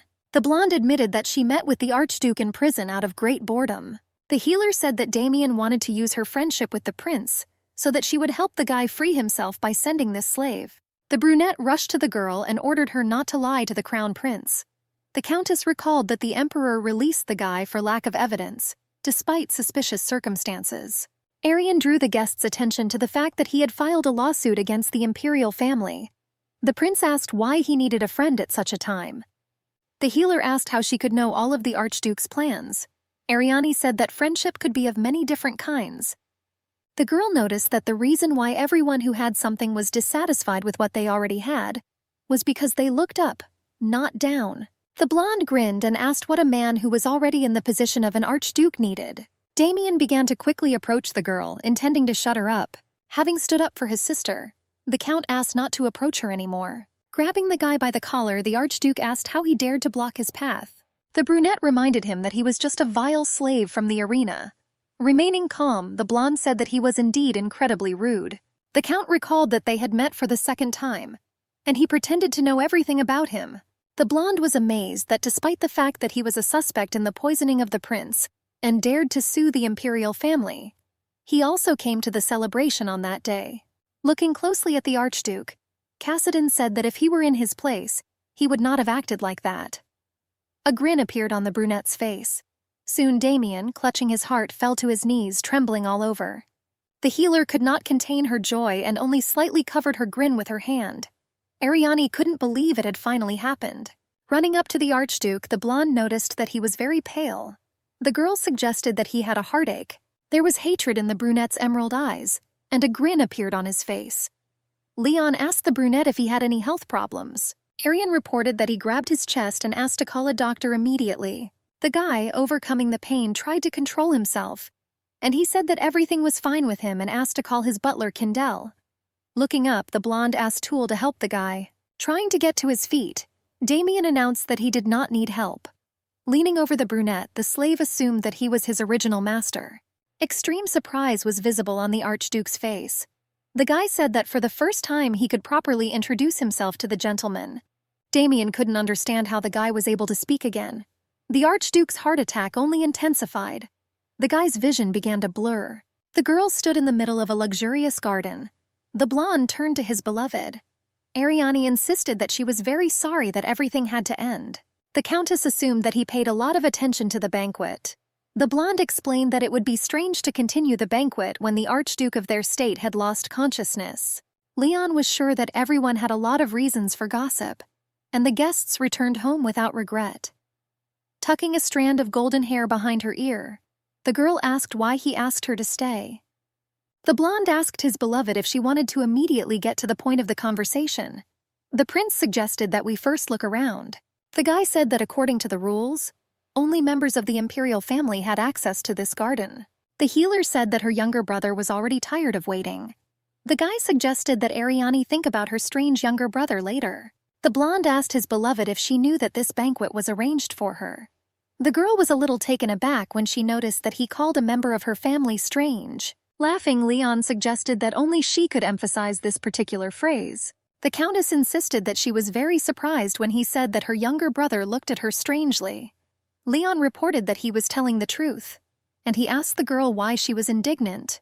The blonde admitted that it would be quite difficult to hold a normal banquet. The guy was amazed that the Archduke had a rather serious illness, which he hid for a long time. The prince reported that there was no improvement in Damien's condition. The guy was amazed at the butler's devotion, since he could simply say that his master was sick. The blonde admitted that he didn't understand that man at all. Leon was surprised that the Archduke wanted to give him a slave. Ariane understood that this was a completely adequate reaction of a normal person. She doubted the correctness of her actions. The girl didn't know if it would be a good idea to send Toul to the prince, and she understood that he opened his heart as if he were a close friend. She realized that the slave was sent by the Archduke and would not be treated well. Ariane understood that the brunette would not be able to avoid disdainful glances.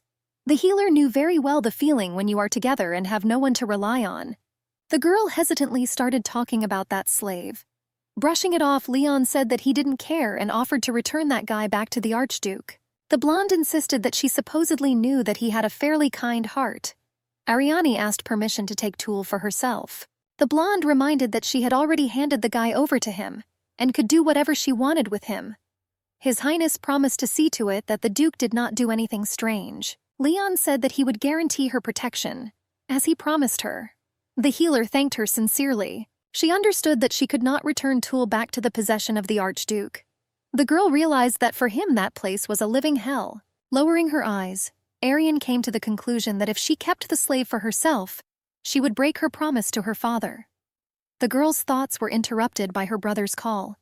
Cassidan quickly approached the couple. Smiling, the prince told the girl that it was bad when her brother entered this place at will in this way. He reminded that only members of the imperial family were allowed to come to the estate. Smiling, Cassidan said that he had come to this place for his sister. The blonde explained that he was very worried because she had been gone for a long time. The guy told Ariane that it was already late and they should return home. Leon noticed that the count's love for his sister was incredible. The blonde asked how he would behave when Ariane marries another man. Fury flashed in the amethyst eyes. Taking Ariane by the hand, the blonde assured that this would not happen. The blonde said that his sister would always be with him only, and would not become the wife of another man.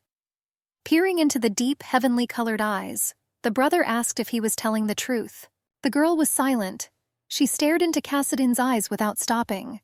He called out to her, bringing her out of her stupor and hastening her with an answer. The blonde briefly confirmed her brother's words. Crossing his arms over his chest, Leon said that this was too late an answer. The prince explained to the count that he was putting the girl in an uncomfortable position. The healer said that it was time for them to leave and said goodbye until their next meetings. Leon asked if their next meeting would take place. The girl asked if the prince liked her when she came to the castle. Putting a faint smile on his face, the blonde said that he was always glad to see the healer when she came as a guest. After saying goodbye, the count and Ariane walked through the luxurious garden in complete silence. A viscous silence enveloped the brother and sister, and the air became viscous. The cold light of the stars illuminated a small path. Trying to break the silence, the blonde asked why his sister wasn't looking at him. The countess asked Cassidan why he was looking at her with those eyes. The guy turned around and tightly pressed her fragile body to him. The count recalled that the healer was his older sister and the only person in the world. Ariane could not understand who this heartbeat belonged to, which was echoing in her ears. The girl wanted to ask if, in his eyes, she was really just with her sister. But the countess was afraid that if she heard the answer, their relationship would never return to its original level. Under the cold light of the stars, Kindle doused the fragile, lifeless body with highly flammable liquid. The man threw the match into the pallets without hesitation. Arian's lifeless body was quickly consumed by flames. The soft blue dress was completely covered in blood. The fire began to quickly consume blonde hair and clothes. Panic reigned in the imperial palace. The luxurious halls were in a fiery flame that mercilessly devoured human lives. The luxurious crystal lion statue was splashed with scarlet liquid. The man ran down the long corridor, breathing heavily, announcing the beginning of the uprising. The servant notified that the captain of the Royal Knights had started this uprising. In a trembling voice, while on his knees, the butler announced that the emperor had already renounced his title. The blonde threw down the flag and trampled on it. The rebel reported that the sun of the past had almost disappeared beyond the horizon, and now a new era had begun. The blonde jumped out of her soft, cozy bed in horror. Arian realized that it was just her dream. Approaching his beloved sister, the blonde noticed that she was sweating heavily in her sleep and assumed that she was having a nightmare. The guy asked her not to worry. He reminded me that he was nearby and promised that it would always be like this, gently kissing my little sister on the forehead. The healer asked how long ago they returned from the estate. Cassidin assured that his sister was so fast asleep that he did not dare to wake her up in the carriage. The brother asked for forgiveness for bringing her into the room without permission. The girl looked at her golden flowing hair. She asked how her hair came loose in her sleep. The countess shuddered as she realized that her dress was completely different. Grabbing a pillow, the girl asked her brother if he had been nearby all this time. In a trembling voice, the count said that Sasha was changing her mistress's clothes while he was outside. The blonde asked his sister if she believed him at his word. She answered positively and smiled conciliatorily. Arian's heart melted at his sweet smile. She realized that they needed to discuss something. The healer asked her brother if he remembered their agreement. The girl recalled that he promised to tell her his secrets if he went to the banquet. The countess admitted that she had something to tell him. Lowering his amethyst eyes, the guy admitted that he didn't know where to start this conversation. Cassidin said that many years ago there was a kingdom called Hayran. The count admitted that the king was a pacifist and sought to maintain neutrality. But due to weak tactics and lack of military power, he fell to the invasion of a more powerful country. The guy admitted that all the members of the royal family died, and only the useless crown prince remained. Cassidin assured that all this time he lived as a slave, but could not simply end his life because he was driven by only one feeling: revenge. The count said that the empire was swarming with scum that destroyed Chiron. The blonde assured that he wanted to tear them apart and let them feel the same pain that he had felt all these years. The healer decided to tell them that their family had been close to the imperial family for several generations and were thus protected. The blonde claimed that Damien intended to take the throne. Ariani said that we need to collect more information about him. The countess explained that she wanted to prepare for the threat that the archduke might pose to her family. The healer assured that when she talked about feelings, she was lying. Cassidine asked her sister if she wanted to get closer to the archduke, and that's why she went to prison. The countess explained that the boy's father was responsible for the destruction of the kingdom of Hayran. Arian said that in the Seville Empire, there was an excellent seer who no longer exists. The girl explained that Notios predicted that a great king would be born in Hayran. And then the archduke, dreaming of the throne, felt threatened. The healer assured that this was a convenient reason for conquering the country. The blonde assured that the person who heard him was already dead. The girl said that Damien was the only blood relative of that man. Lowering her eyes, Arian assured that she understood perfectly well that this did not negate what the empire had created. The blonde understood Cassidin's motives perfectly. She was even a little glad that they had a common enemy. The girl was pleased that her brother finally decided to open up to her. She couldn't understand why she was so afraid to hear his answer. After all, I saw pictures of that nightmare, and I couldn't stop thinking about it. Taking his sister's gentle hands, Cassidin reminded him that when he came to her room at dawn, she always helped him heal his scars. The blonde admitted that he really was unhappy, and lived only with rage and hatred for this country. For a long time, the guy could not understand why Arian tried to interfere in his life. The count was sincerely afraid that if he opened up, his sister would never touch him again. He admitted that he was afraid that she would refuse him, and because of this he behaved so rudely. Joy shone in his eyes and there was peace on his face. Cassidin said that now he wanted something completely different and he had a new reason to live. The guy took her hand and placed it on his cheek. He said that the girl pulled him out of the depths of absolute hell. Drops of hot tears appeared on Arian's face and she hugged her brother tightly. Having brought several bottles of medicine to the gentleman, Kindle asked what could have happened at the banquet that he lost control of himself. Tightly squeezing his hand on his chest, the brunette said that Arian Serkia was a complete psychopath. The Archduke assured that they needed to drop the lawsuit against the imperial family. Damien explained that because of the girl, his reputation was now completely ruined. The guy took another bottle of medicine. He said that he would have problems if rumors spread that he was allegedly against the imperial family. The brunette asked since when the Serki clan was connected with the emperor's family. The butler reported that the count often visited the imperial palace. The man said that he often saw the emperor even before his daughter's debut in society. Kindle explained that because of this, there had long been rumors that Ariane would become crown princess. The brunette asked what was the point of the crown prince taking an ordinary countess as his wife. After thinking a little, Damien said that there might have been some meaning to this. The guy assured that the countess said she supposedly knew a personal doctor who could cure any injury or illness. Damien was sure that she was related or simply a talent discovered by the count's family. The butler recalled that they were looking everywhere for a doctor who could cure heart disease. The man assured that they would definitely know about the existence of such a thing. The master said that the slave whom he sent to the countess regained his tongue and was even able to speak perfectly. Damien said that he had the feeling that they had not cut out the big guy's tongue at all.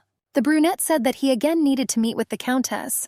The guy simply couldn't miss such a chance. Sitting on a small sofa in the room, Tool was struck by the calm. The guy was surprised that he was given comfortable clothes and a spacious, warm room, as well as good food at any time. He didn't have many memories of life as a slave, but he realized that people like him were not usually treated this way. The guy realized that he had only said a few words to the Archduke, and I doubted that there could be any benefit from this. The brunette wondered how much longer he could stay in this beautiful place. Tool understood that when he left, he would become a slave of the emperor's family. Interrupting the guy's thoughts, the Duke entered his room. Panic appeared on the brunette's face. Jumping up sharply from his seat, the slave asked the master why he came to him alone. Piercing the brunette with his amethyst eyes, Cassidon explained that he would ask questions, and he would have to answer him. The guy asked Tool if he really saw that Duke Damien threatened his sister at the banquet. The Count asked how he could trust him if he was still silent about everything. Cassidon asked the guy why he was silent about everything that happened to him in the duchy. The brunette assured that he himself wanted to help them, but could not remember. The guy insisted that he knew very well how much he owed to Madame Ariane. Taking the slave firmly by the throat, the Count ordered him not to dare to say his sister's name just like that. Cold drops of sweat slowly flowed from the brunette's face. Entering the room, the blonde asked her brother what he was doing. Damien looked closely at the family photo. He remembered his elderly father in the last days of his life. The man assured that the Archduke should take the imperial throne for himself. The Duke informed his son that he was worthy of this place. Damien realized that if he could cure his heart disease, his chances would increase. The guy dreamed of simply tearing out the organ that was preventing him from reaching the top. Interrupting the gentleman's thoughts, Kindle said that he had brought his medicine. The butler notified that they had managed to find more material. The brunette asked if the ingredients were of excellent quality this time. The man assured that he carefully selected only the healthiest. Bowing, Kindle reported that the sent slave was still with the countess. The butler said that he asked someone to quietly find out. And I received confirmation that the guy not only had his tongue restored, but his whole body was moving normally. The man suggested that the slave was treated without the use of tranquilizers. Damien was amazed that the countess managed to cope with this monster. The butler told the gentleman that he had a bad feeling. Kindle explained that it was dangerous to continue to leave that slave in the hands of the countess. The man shared his suspicions that the duchy itself had not found the person the county knew about. The butler warned the Duke that it was better for him to stop any communication with the lady. Looking at the worker with suspicion, Damien explained that the big guy was just a monster who had been taken under the wing of a noble person. The guy asked not to invent anything until they had significant evidence. The gentleman ordered Kindle to sort out the materials without much fuss. Bowing low, the faithful butler informed the master that he understood everything. Sitting opposite the slave, Arian asked what happened between him and her brother. The girl ordered him to tell only the truth. Lowering his eyes, the brunette said that he did nothing. The blonde assured that she did not intend to scold him and asked him to answer honestly. The slave said that the master only wanted to make sure whether he had really lost his memory. Tool assured that he could understand the gentleman's feelings, and he assured that he, too, had suspicions about the gift from a terrible person. The guy noticed that despite the fact that they were not equal brothers and sisters, their relationship was closer than any other. Tul admitted that he was worried that his presence could spoil them, because he was just a slave who would soon leave. The blonde asked if he wanted to stay at the estate. The healer explained that he had already suffered such horror. Arian assured that she had no intention of returning it to the Duke. The girl said that she had already received permission for this from the Crown Prince. Bitter tears appeared in the slave's eyes. The guy asked if he would really be allowed to stay in the Countess's house. The brunette promised to repay the blonde for her help and for all the inconvenience caused. Arian approached her brother from behind. The blonde man walked along the paths of the garden between luxurious blue roses. Cassadine asked the girl if she really intended to leave the slave. With sadness in his eyes, the Duke asked his sister if he alone was not enough for her. The healer smiled and said that this was not the problem. The blonde reminded his sister that she had previously said that she loved him. Cassadine asked why she had recently stopped saying such kind words to him. Wrinkles of suppressed emotions appeared on the blonde's face. The girl realized that she realized the weight of this word too late. The healer reminded that this word was suitable for lovers, and not for brother and sister. The blonde explained that they were not related by blood anyway. The guy admitted that he never considered Arian his sister. The Count gently took her hand and noticed that it had been pricked by a pink thorn. The handsome man gently licked the wounded finger, trying to drown out her pain. The girl impulsively pushed him away, telling him that there was no need to do that. The healer tried to realize who she was angry with. The blonde realized that Cassadine had broken off the family relationship that he had tried to maintain, at least for show. The Countess was also angry with herself for not daring to push him away for a whole moment. Arian realized that it didn't make much difference who had the problem. The girl understood that it was time to end this strange game of brother and sister. Putting his hand on his heart, the blonde explained that he had fallen in love with her ever since they met their eyes in that bloody gladiatorial arena. Cassadine admitted that he realized too late how important the blonde was to him. The guy recalled that she once asked what he wanted. The blonde asked what she wanted.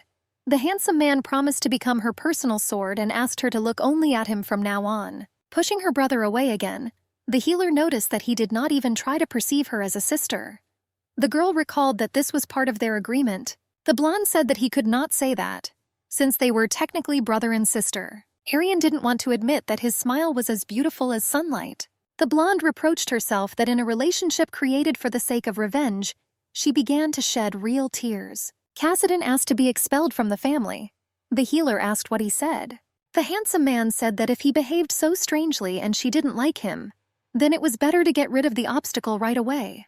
In a trembling voice, the blonde asked what happened to his behavior. The Countess asked if he thought that she wanted to get rid of him. The brother told the healer that he did not want to become her weakness, and once again he asked to expel him from the family. The man furiously hit the fresh newspaper.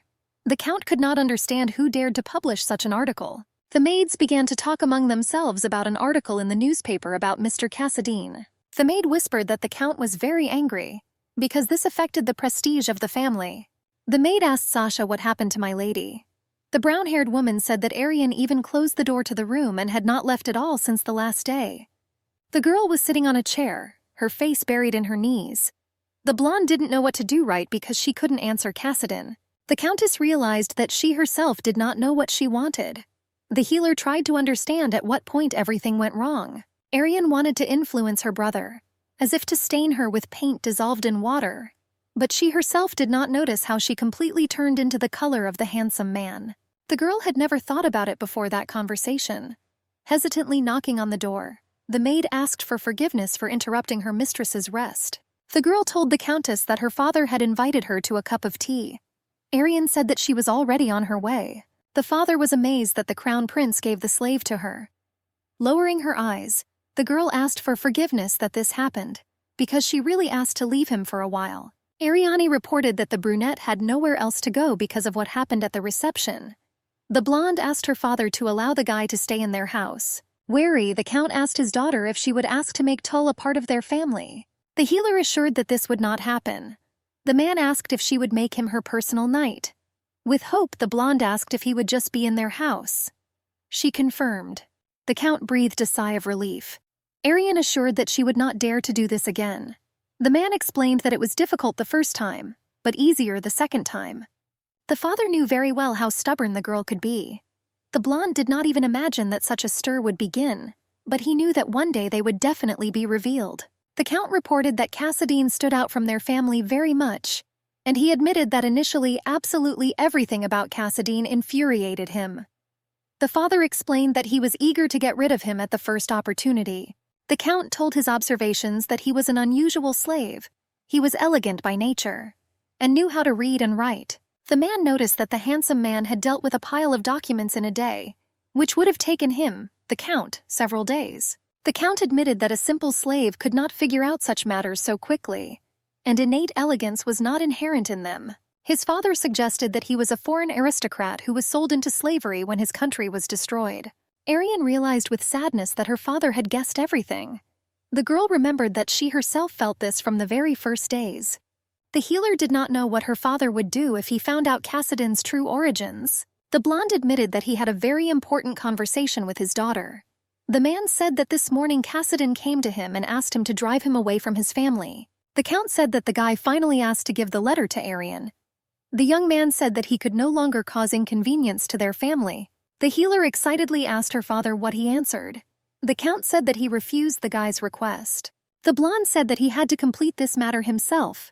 The guy promised to repay Arian for all her mercy. With a heavy heart, the man reported that Cassadine was no longer in their house and he had left.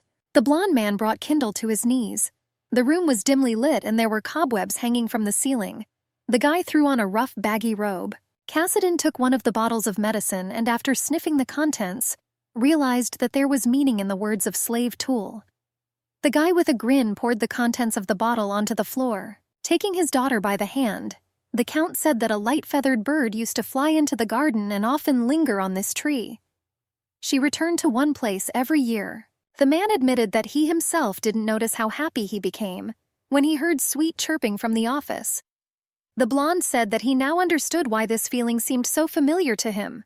The father admitted that Cassadine became such a bird for him. The man assured that at first he considered the slave simply impudent and did not like him. The Count explained that he addressed him as a father only in front of Arian, but never in person. The man admitted that one day he could not contain his anger. The father asked if the girl knew what the blonde answered him. Cassadine thanked him for speaking to him first as he considered himself just a slave. The Count was furious because the young man did not have a shred of dignity, but the blonde assured that he was in no position to worry about his own dignity. Cassadine assured the Count that he was happy to be with his sister. The healer tried to understand what he was thinking about when he was next to her. The girl didn't know if all those words were lies. A picture of warm memories flashed before Arian's eyes. The Countess felt sorry that she asked him to tell him about the past, but not about his feelings. Noticing his daughter's sadness, the man said that despite the fact that Cassadine asked to expel him from the family, he promised to definitely return. The Count, trying to calm Arian down, explained that the young man had left a letter for her and asked her to trust. The blonde asked me to tell the girl not to be sad. Events shift 2 days later to the Duke's castle in the north. Heavy clouds muffled the dim light of the stars. The brunette did not expect him to appear in person in front of him. Damien couldn't believe that the Count's slave was involved in the disappearance of his butler. The guy was furious that Cassadine dared to come to the duchy in person. The blonde asked the Archduke not to rush to conclusions. The slave assured that he had long been expelled from the family and was no longer connected with the county. Smirking, Damien said that this was a completely fair ending for the slave, who tried to jump above his head. With calmness, Cassadine said that he did this without the participation of the aristocrat. The brunette asked if he had decided to take revenge. The guy said that he intended to offer a deal. Laughing, Damien asked how a slave brat could offer him a deal. The brunette was amazed that he wanted death so much. The Archduke asked if the guy thought that he would agree to a deal for the sake of some butler. But he noticed that the blonde was hopelessly stupid. Grinning, Damien said that he knew very well how much his opponent was capable of falling. The brunette said that this was too much even for a dirty slave. Cassadine admitted that he had to trade his body in order to survive. The slave argued that drinking human blood to survive was no better. The handsome man noticed that the butler had many of these bottles. The blonde recalled that when he had a heart attack, he refused the court doctor and called Kindle. Damien was surprised that he came to his estate just to say this. The Archduke assured that the bottles contained goat's blood, and he called Kindle only because he had long helped him with his illness. Taking the bottle in his hands, The blonde noticed that the elderly butler had quite a lot of work. The slave knew that his tasks included supplying medicine, helping his master, and even searching for information. The guy insisted that he was able to approach Kindle so easily, only because he personally hired a servant to work in the duchy. Cassidy noticed that all the workers were young, without chronic illnesses and without connections. The blonde explained that despite the fact that servants were constantly recruited for the duchy, they were almost never to be found in the estate itself. The guy asked where all the workers had disappeared to. Damien, his hand trembling, will draw his jade sword. The Archduke asked the blonde how he dared to blackmail him. The brunette pointed his sword at the slave's neck, preparing to finish him off. There was only a smirk on Cassidon's face, and calmness was expressed in his eyes. Some time ago, the Archduke also pointed the tip of his sword at the man. Damien reported that his patience was at its limit. In a trembling voice, the brown-haired man said that he had noticed that the patient's heart condition had allegedly improved. The guy recalled that he had promised a generous reward for the method of treatment, and asked what the problem was. The Archduke warned that if he did not speak, he would have to ask differently. Without ceasing to tremble, the guy assured that he was ready to tell everything and asked not to tell anyone else. The brown-haired man said that you need to drink blood, but this will not cure the disease. The doctor said that she tried many medicinal herbs, but one day blood accidentally got into the infusion, and this really eased the gentleman's pain. Grinning, Damien suggested that first we should try the blood of the doctor himself. A heartbreaking scream was heard in a small dusty room. Soon the poor fellow's brown eyes glazed over. Having stepped on the attacker's sword, the blonde said that he did not want to fight him at all. Cassidon promised to keep the secret, and promised to return the butler if he fulfilled his small request. The Archduke carefully probed the guy with his eyes, trying to understand what this freak was up to. The guy noticed that the slave spoke quite well and was quite dexterous to dodge his sword. Damien noticed that the guy was too smart for a simple slave. The Archduke understood that such an ally could be more useful than Kindle.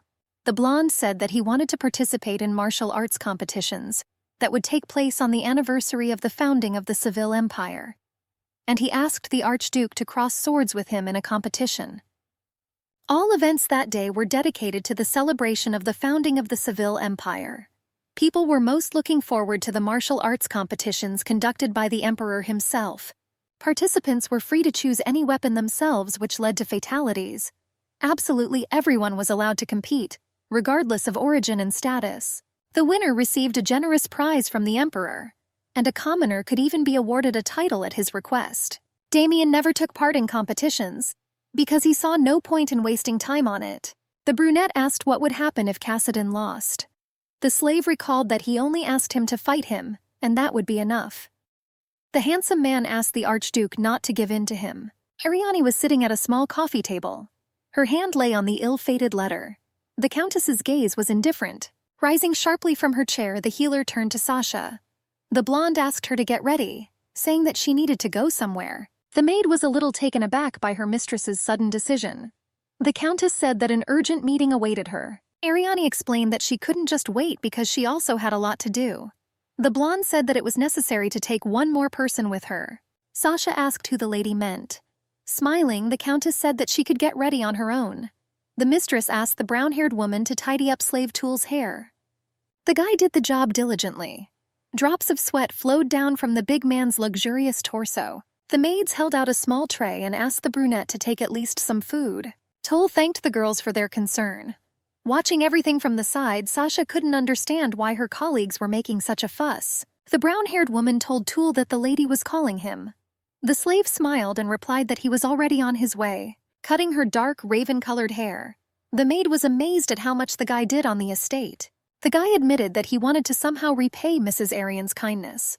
Smiling, Sasha assured that there was no one more caring than Milady. The brown-haired woman said that it had been very difficult for the girl in recent days and she was worried.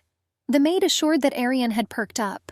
Strands of dark hair quickly fell to the floor. Soon the brown-haired woman informed the slave that everything was ready. Sasha asked if the guy felt at least a little better. Smiling, Tool adjusted his new hairstyle in front of the mirror. He thanked the girl for her help. Soon the door opened and Arian entered the room. The healer reported that the carriage was already waiting for them. The maid was surprised by such a sudden meeting. Looking at the vase, the blonde realized that the forget-me-not which his beloved had saved had withered after all. The Count informed Her Majesty that it was impossible to heal the soul like a disease of the body. The man admitted that he was also left without a wife, only with a daughter of the same age as the Crown Prince. The healer reported that he understood how painful loneliness could be, and asked the woman to take care of herself. Leon remembered that his mother did not want to get married at all, but the power of the emperor turned out to be more important than feelings. The prince realized that in his memories she was always sad. Having called out to his son, the emperor asked where he had gone without even warning him. Leon asked his father if he was interested in his business. The guy assumed that the blonde had something to do. The man recalled that he was his only son. Leon reminded his father about his concubines. The guy was sure that the emperor had other children whom he could bestow attention on. The blonde explained that it was an unwanted marriage, and his mother did not care whether he had mistresses or not. Turning around, the prince said that he would not live the same way as his father. The emperor asked his son where he was going. Leon said that an important guest would soon arrive. When the blonde saw his beloved, a radiant smile shone on his face. The guy admitted that he had been waiting to meet her for a very long time. The prince recalled how Arian said that she was going to the palace, but he was not informed of her arrival. The second son of the empire admitted that he almost went on a search. The healer claimed that there were no problems on the way to him and thanked him for his concern. The blonde noticed that his beloved looked healthy and asked if everything was okay with her. The girl thanked His Highness that Tool had settled into her home and helped with business. The prince assured that he was glad to hear that the gift from the Archduke was useful to his beloved. Lowering her eyes, the blonde said that she wanted to ask Leon for one more favor. The girl explained that this concerned a visit to the Duke's house in the north. A little taken aback, the blonde asked why the girls needed to go there. The countess explained that she had received permission, but the documents for the slave were still with the Duke. The girl assured that this visit would help avoid future conflicts. The guy asked why his beloved had to go there in person. The prince warned that Damien had always been a mean person, but lately he had become especially wild. Smiling, the healer reminded her that he could guarantee her protection, and then she wouldn't have to worry. Arian reported that Damien was a spontaneous person from whom anything could be expected. The prince clarified what was the matter. The blonde insisted that she did not want to shamelessly ask him for a favor. After thinking a little, His Highness said that he himself would like to go with her. Ariani assured that his visit could be seen as having political implications. Sighing heavily, the blonde said that not all problems were solved by his title. Smiling, the guy said that this way she could show what was under the protection of the imperial family. Soon, Arian finished getting ready and announced that it was time for them to leave. The brunette was sincerely surprised when he saw the imperial carriage in front of his mansion. The healer wanted to make sure the Archduke took her bait. The countess turned to the guy and noted that they had not seen each other for a long time. Visibly nervous, Damien asked what happened that she came with the knights. Lowering her eyes, the blonde said that the prince had assigned her an escort. The girl assured that she had not come to quarrel with him. Piercing the guy with her gaze, the countess assumed that he knew what she was talking about. Damien tried to reassure himself that he was going to see her anyway. The countess asked if he felt at least a little better. The brunette realized that the girl had thought through everything, despite the fact that she came to him herself. The Archduke was alarmed by the escort that arrived with Ariani. The guy still didn't know what her plan was. Damiana was aware that the blonde did not appear to feel sorry. The brunette was sure that she was pursuing a different goal. The Archduke did not intend to miss this chance. After a few minutes of hesitation, the guy invited the guest to come inside. The countess thanked him for receiving her, despite the suddenness of the visit. The brunette explained that they had a lot to discuss. The guy asked why Arian didn't come with her brother. The healer was greatly annoyed by this question. The blonde herself intended to find out if her brother had come to see the Archduke. The countess understood that Damien either did not know about this, or did not want to say anything. With a heavy sigh, the blonde said that he had left for a while. Ariani admitted that she was angry because he insulted her brother at the banquet, but her heart sank when he fainted. The girl asked Tool to leave the room for a while. Smiling, the slave said that he would wait near the door, and he assured that she could call him if she needed him. The Archduke explained that both were slaves. Damien was amazed that the girl was able to tame this beast. The healer explained that he was grateful that she had helped him heal his wounds. The brunette said that he was ready to listen to her reason for going so far. The guy asked when she met such a skilled doctor who could sew back a severed tongue. The countess rejoiced that he fell for this trick. The blonde explained that this was an innate healing gift and not medical skill. The girl warned that the information she would tell was strictly confidential. The Countess explained that the healer was only allowed to treat direct descendants of the Emperor and Empress. The blonde said that it was forbidden to tell strangers about him. Arian explained that the slave also did not know how exactly his wounds were healed. The healer assured that if they found out what she told him, she would be in trouble. The girl warned that she could get a reprimand from the imperial family. Arian said that he must keep this information secret. The Archduke warned that if she was lying, she should prepare for the consequences. The healer assured him that she would not lie to him. The blonde explained that she was rude to him because she did not know that he was suffering from a serious illness. Ariane admitted that it was eating her up and she decided to tell. The girl assured that he could definitely be cured. The blonde explained that it was this healer who saved the prince when he was poisoned. With interest, Damien asked the lady how she knew about him. The brunette asked the Countess to tell him about this healer. With her hand on her heart, the Countess said that it was she herself who returned Tool's cut-off tongue. The girl knew that after these words, the Archduke would most of all desire to cure his aching heart. The blonde did not intend to repeat the mistake she had made in her previous life. The healer planned to leave the disease or control the frequency of attacks of pain. Arian longed for the brunette to continue clinging to vain hope, not knowing that it would be a rotten rope that would break over the abyss. The blonde said that she had often been taken to the castle since childhood. The Countess assured that when the crown prince was poisoned, she was the first person to turn to. Damien assumed that she was close to the crown prince. The girl assured that this was only because of her natural gift. The blonde said that if he had a room with a bed or a sofa, she could show him her abilities at that very moment. The girl asked the brunette to monitor her health after her treatment. The healer said that if he decides that he can trust her, they will forget about everything that happened. Grabbing her hand, the brunette offered to test her skills right now. The Duke led the blonde along long corridors with calm steps. This place caused panic in the girl, because it was here that she was killed in a past life. Arian clearly remembered that there was something she couldn't ask when she learned about her father's death. The blonde realized that her lover was also on the battlefield and could not protect him. Then she could not suspect that Damien was capable of murder. On that ill-fated day, the brunette assured that her father's body was mutilated beyond recognition. The Archduke suggested that the funeral would upset his beloved even more. The guy allegedly hoped that she would feel better. Arian begged her lover to let her see her father one last time. Damien tucked his silky hair behind his ear and reminded him that he did not like to repeat.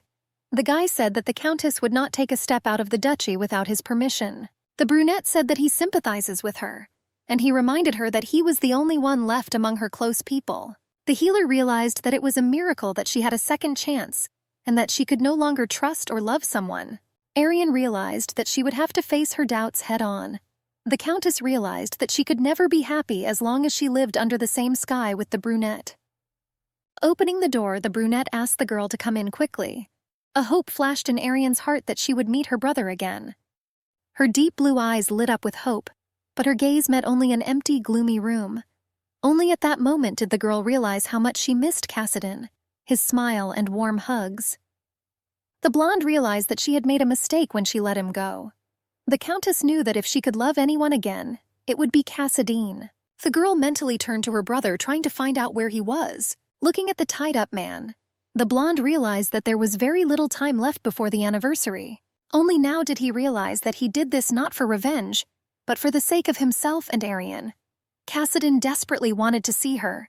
In the twilight of the night, the guy gently touched his lips to the blade donated by his beloved. This brought back memories of Serene living next to her. The Duke lit a couple of candles to give the living room a less gloomy look. The girl noticed that there were books by the philosopher Elijah on the shelves. Her attention was particularly drawn to The Boundaries of Good and Evil. The healer said that this was her favorite book. Damien was sincerely surprised because he also really liked the book. The Countess perfectly remembered everything that he liked, since she had been fighting for his love for a long time. With a heavy sigh, the brunette said that nothing could completely separate good and evil. The guy quoted lines from books, because what was evil for some could be good for others. The Countess stated that this was an excerpt from the 3rd chapter. Ariane said that this was a very good phrase that made you think. The guy stared at her in bewilderment. The blonde asked His Highness what happened. Damien reported that she surprised him with her knowledge. The girl said that she would consider this a compliment. The blonde said that it was time for them to start treatment. The healer asked if Damien could take off his shirt. Arian asked if the guy had a servant whom he kept nearby. The girl said that when she needed to turn on the light or get dressed, servants always helped her. With sadness, the Archduke reported that he had a close servant, but he was very far away. The healer suspected something was wrong, because Kindle would not leave his master without a good reason. The blonde said that she had found the reason why even famous healers could not help him. The girl explained that the disease was too advanced, and even she would not be able to heal him right away. Damien urgently asked Countess Arian to show off her healing skills. The girl realized that when the pain soon returned, she would have free access to the Archduke's residence as a healer. Rising sharply from the sofa, the brunette asked how this was possible. The guy reported that his chest pain was completely gone. Damien realized that you were telling the truth about your healing abilities. Smiling, the blonde asked the gentleman why she had to lie. The Archduke reported that he could not believe his eyes. Damien extended his hand to the girl. The Countess suggested that this be considered their reconciliation. The brunette offered to shake hands in honor of this. The guy apologized for the misunderstanding and for his rudeness. The Archduke asked what her favorite phrase from The Boundaries of Good and Evil was. She quoted a few lines from the book. Squeezing her hand tightly, Damien said that they were alike in many ways, and suggested they spend the night talking. The blonde stood up abruptly and said that it was already too late. Arian explained that if they were just talking and she stayed overnight at his estate, it could give rise to vicious rumors. The guy admitted that he hadn't thought about it at all. The brunette offered to escort her to another mansion on the property. Arian said that her father would worry about her and thanked her for her concern. The healer reminded him that his illness could not be healed at once. The blonde recalled that the pain could return until they finished treatment. The Archduke asked if he could contact her if the pain returned. The girl answered positively, and she assured that she was ready to do anything for her friends. The Countess asked for forgiveness for what was said, and asked not to pay attention to it. Squeezing her hand tightly, the brunette said that everything was fine and offered to be friends. Damien gently kissed the blonde's hand, telling her that she had to start somewhere. The slave was extremely happy to see Lady Arian. The girl assumed that she was quite late. The lady told Toll that he could begin preparations for departure and promised to come soon. The brunette recalled that there would soon be a celebration in honor of the anniversary of the founding of the empire. The guy asked if she would be present at the holiday, since the county was located not far from the capital. Arian clarified that she had not yet asked her father about this. The Archduke said that he wanted to repay her by showing her something interesting that day. The guy asked the healer to come. With genuine curiosity, the blonde asked for the gift. The brunette assured that it would not be interesting if he said this in advance, and he said that he wanted her to look forward to this day. Ariane admitted that she is even more interested now.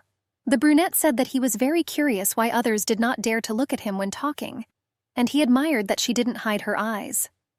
Damien shared that he had a fierce look from birth, and many interpreted it and often came to the conclusion that he was a terrible person.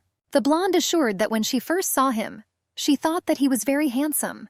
The Archduke said that he was very pleased to hear this. Taking her hand, the brunette asked if she remembered the 4th verse from the 4th chapter. The healer quoted that you should not give your heart easily, but do not doubt a person whose heart was obtained with difficulty. The guy said that he no longer doubted her after she helped him with his illness. The brunette said that he hoped to gain her trust. Arian no longer wanted to follow him to the underworld, no matter how much he lured her with sweet speeches. Smiling, the blonde said that she believed the gentleman. Seeing Lady off, Damien said that he hoped to see her at the founding anniversary. As the carriage drove away from the estate, Damien realized that the blonde girl had divine abilities. The brunette placed his hand on his chest and realized that when the pain went away after drinking the blood, his chest still felt heavy and tight. He noticed that after the treatment he felt light, as if a lead ball had been taken out. The guy was furious that all this time the imperial family had been hiding such a valuable gift exclusively for themselves. The brunette rejoiced that this ability now belonged to him. A malicious grin appeared on Damien's face. Smiling, Leon asked how the negotiations with Damien went.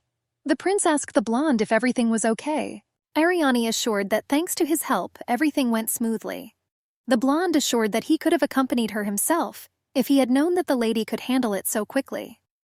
The healer assured that it was very close from the residence to his palace. The countess was sure that he was worried and therefore immediately came to him.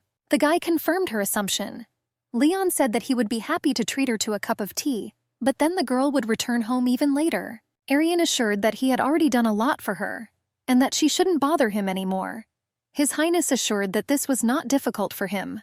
Seeing the surprise in the deep blue eyes, the blonde asked what happened. Confused, Arian asked why he was so kind to her. The prince laughed a cheerful laugh. The guy admitted that he himself did not know the reason. The blonde gently straightened one of the strands of her luxurious hair, and then patted the healer on the head. The girl was furious that he ruined her luxurious hairstyle. Waving goodbye, Leon said that he hoped to see them soon. The healer realized that His Highness was indeed a very strange person. The girl was sitting with her father at dinner. The count asked the girl if the prince had helped her. The blonde asked what had been happening to Leon lately. The man explained that the prince usually did not care about other people's affairs. The count realized that the guy had had this reaction since the death of the empress. The father reported that he was grateful to His Highness in any case. Arian noticed that the prince did not look at all like a man who did not care about anything. The blonde realized that in her past life she did not intersect with Leon at all. The healer realized that if it were not for Cassidon, they would not have crossed paths in this life. The countess suggested that there was something she didn't know. The girl tremblingly asked if there had been any news about her brother while she was away. The man said that the stubborn man didn't even send a word. Trying to cheer up his daughter, the blonde reminded him that he had left quite recently and should return soon. The girl looked thoughtfully into her glass of wine. Arian asked if she could be the first to leave that day. The count asked his daughter what happened. The healer admitted that she had to go on business. With surprise, the man asked where his daughter was going in the morning. Smiling, the blonde said that one stubborn guy ran away without telling her a word, and she was going to catch him. Arian realized that it was time to act independently and not let everything take its course. The healer remembered that in the letter, Cassidon promised to return after solving the problems. The blonde did not know whether he was born a slave for gladiatorial combat or came from the destroyed kingdom of Hairan. The girl was sure that Damien played an important role in both cases. Arian remembered that the Archduke was convinced of Cassidon's slave origins. The healer understood that he would not belittle the aristocrat without solid evidence. The countess wondered what she would do in Cassidon's place. Arian supposed that the first thing she would do was find Damien and try to find out how much he knew. The girl realized that in the sales documents Cassidon was listed as a gladiator. The brown-haired man greeted Lady Circia. The slave owner assured that he would have made tea if he had known that she would come. The countess asked if he wanted to say anything else. The man asked for forgiveness, explaining that he had already told Cassidon everything. The slave owner asked why she made a second visit. Arian realized that her guesses were correct, because her brother had also visited this place. Noticeably nervous, the man asked if the blonde had told everything to the mistress. Looking at the brown-haired man's reaction, the countess realized that he did not yet know that Cassidon had been expelled from the count's family. The blonde clarified whether he was telling the truth.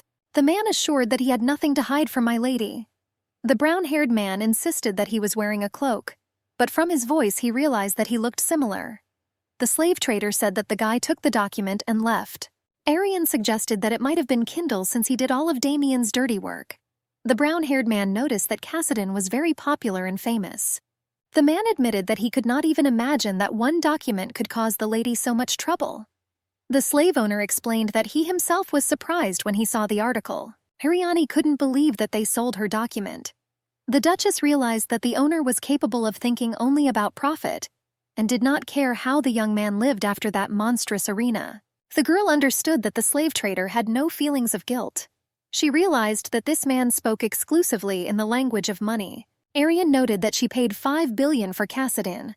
The countess said that this amount was insignificant compared to how much Cassidon meant to her. The girl said that despite the fact that he presented Cassidon as a slave in front of people, this will not matter from now on. The blonde said that the young man now belonged to her. The healer warned that if the man said something carelessly about him again, she would cause a shakeup worse than the closure of the arena. The slave owner realized that despite the fact that the gladiator slave and Miss Arian were not related by blood, they still acted the same. Late in the evening, the blonde man walked into the brown-haired man's shop, saying that he didn't want to chat for a long time. Breathing heavily, the guy suggested getting straight to the point, and he advised the slave trader to answer his questions. Cassidon asked who came to find out information about him. The freed slave took into account that a week ago an old man came with a monocle, to whom he sold the documents. The brown-haired man assured that he did not know who he was selling to. The man assured that he did not know that he was the young master of the Serki family. Kassadin warned that he would cut off his money-hungry hands if he again created problems for Serki's family. The blonde asked not to give him any reason to return. The man actually had no idea who the old man was, and simply took the money he was offered. The coachman informed my lady that they had already arrived. Arian did not know where her younger brother was, but she felt it had something to do with Damien. The Countess realized that she had to go to the founding anniversary. The healer knew that the closer she was to the Archduke, the easier it would be to find clues about Kassadin. The girl asked Sasha what kind of carriage was standing at the entrance to the estate. The blonde asked if important guests had arrived. The maid asked the lady to quickly go into the living room, saying that she should see this. Bowing, the man told the lady that all the gifts were from Damien. There was a subtle look of disgust in the blonde's eyes. The healer realized that the flow of gifts from Damien had continued for several days. The Count asked his daughter when she managed to become friends with the Archduke. The loader said that if the blonde wanted something, she could tell them right away. The blonde asked him to tell Damien that she didn't need to give anything. The man explained that the gentleman assured that this was all as a sign of friendship, and asked not to be shy about accepting his gifts. The servant said that when those two arrive for the anniversary, Damien will accompany her. The girl's father asked me to tell him that they would see each other tomorrow. The servant said that they should have gone then. The Duke asked his daughter what she felt for the brunette. The healer assured that everything was not at all what the father thought. Having lowered his eyes, the Count realized that he was clearly showing interest in her. With sadness, Arian realized that he changed his relationship for the sake of possessing her healing skills. The girl knew the Archduke very well and how he used people who were not indifferent to him. The blonde felt that now it was his turn to find himself in a luxurious trap. The Countess clearly heard the beating of her heart. The healer could not sleep because she had not seen Kassadin for more than 10 days. With nostalgia, Arian remembered that when he first came to her room, it was also a full moon. The girl realized that the more time passed, the more clearly his image was printed in her head. More than anything else, Arian wanted to ask him a lot and tell him a lot. Standing at the open window, the girl prayed for him to return.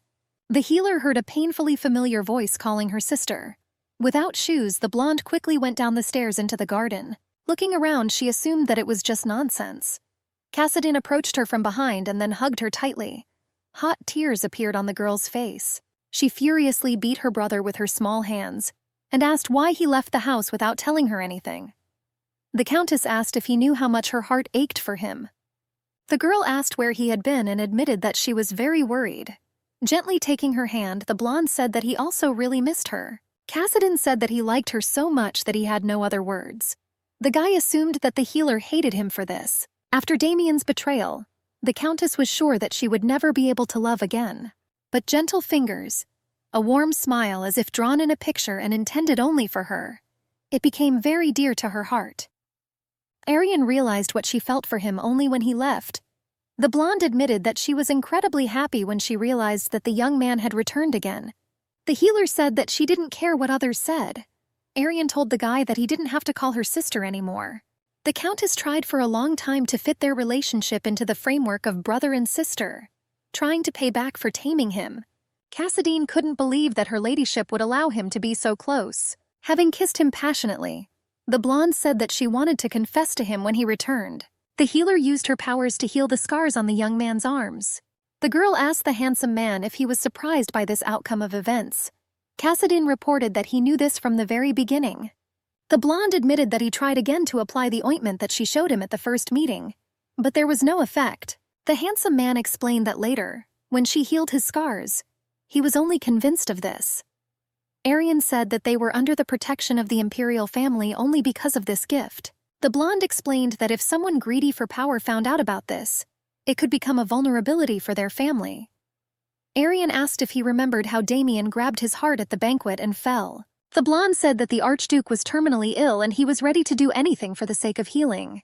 The healer recalled that the empire was very aggressively expanding its borders. The Countess assured that war could start at any moment.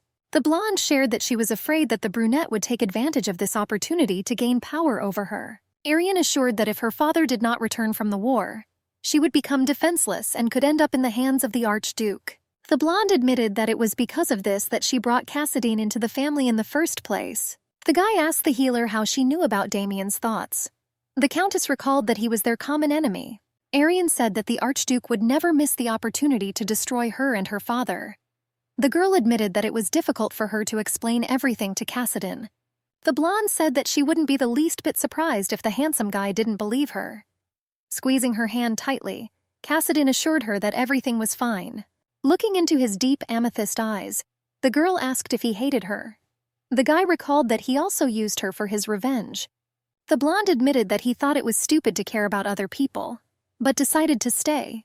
Then he weighed the pros and cons. Cassadine explained that she had no idea how much her words and touches helped him. He was sure that if the Countess had not helped him, he would have turned onto the wrong road and would have burned in the flames. The guy said that he directed his anger along the same path that his lover chose. Cassadine reminded the blonde that he was her sword. The blonde shared that he learned the shocking truth about the Duke.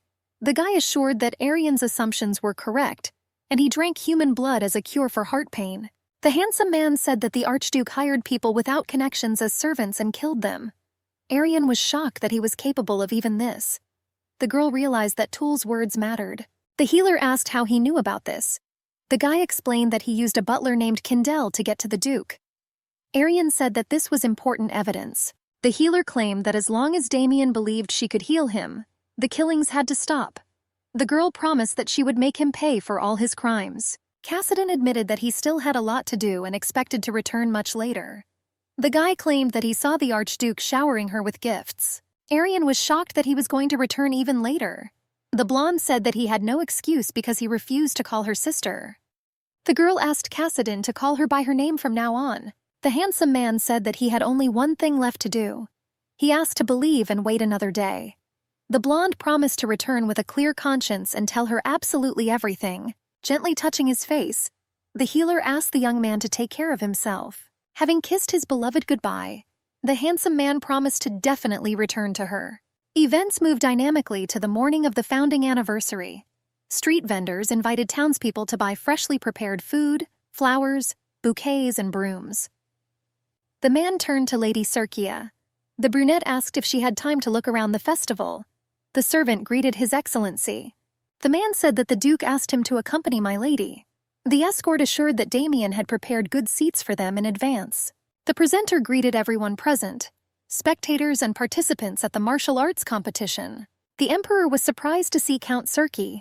Confused, the blonde greeted the shining son of the Empire with a deep bow. The blonde asked the Count what he was doing in the Imperial box. Apologizing, the man explained that they had been brought by the Archduke's man. He suggested that he might have confused something. The Emperor invited the blonde to sit next to him, saying that he would have more fun with a familiar person. His Highness invited the lady to sit down too, explaining that he just had a conversation with the girl. The Emperor said that he allegedly knew that the brunette had recently sent Arian many gifts. The blonde asked how the healer managed to get close to him so quickly. The clear son of the Empire asked the girl if something was brewing between them. The healer understood why he seated her closer to the Emperor. The girl doubted that he would believe her if she denied everything. The blonde mentally turned to her lover, reminding herself that he was the first to decide to take a bold step, and now it was her turn to show courage. With calmness, the girl informed His Highness that her heart was already occupied by someone else. The father was a little taken aback by his daughter's words, trying to find out who was in her heart. The Count turned pale and asked His Highness for forgiveness.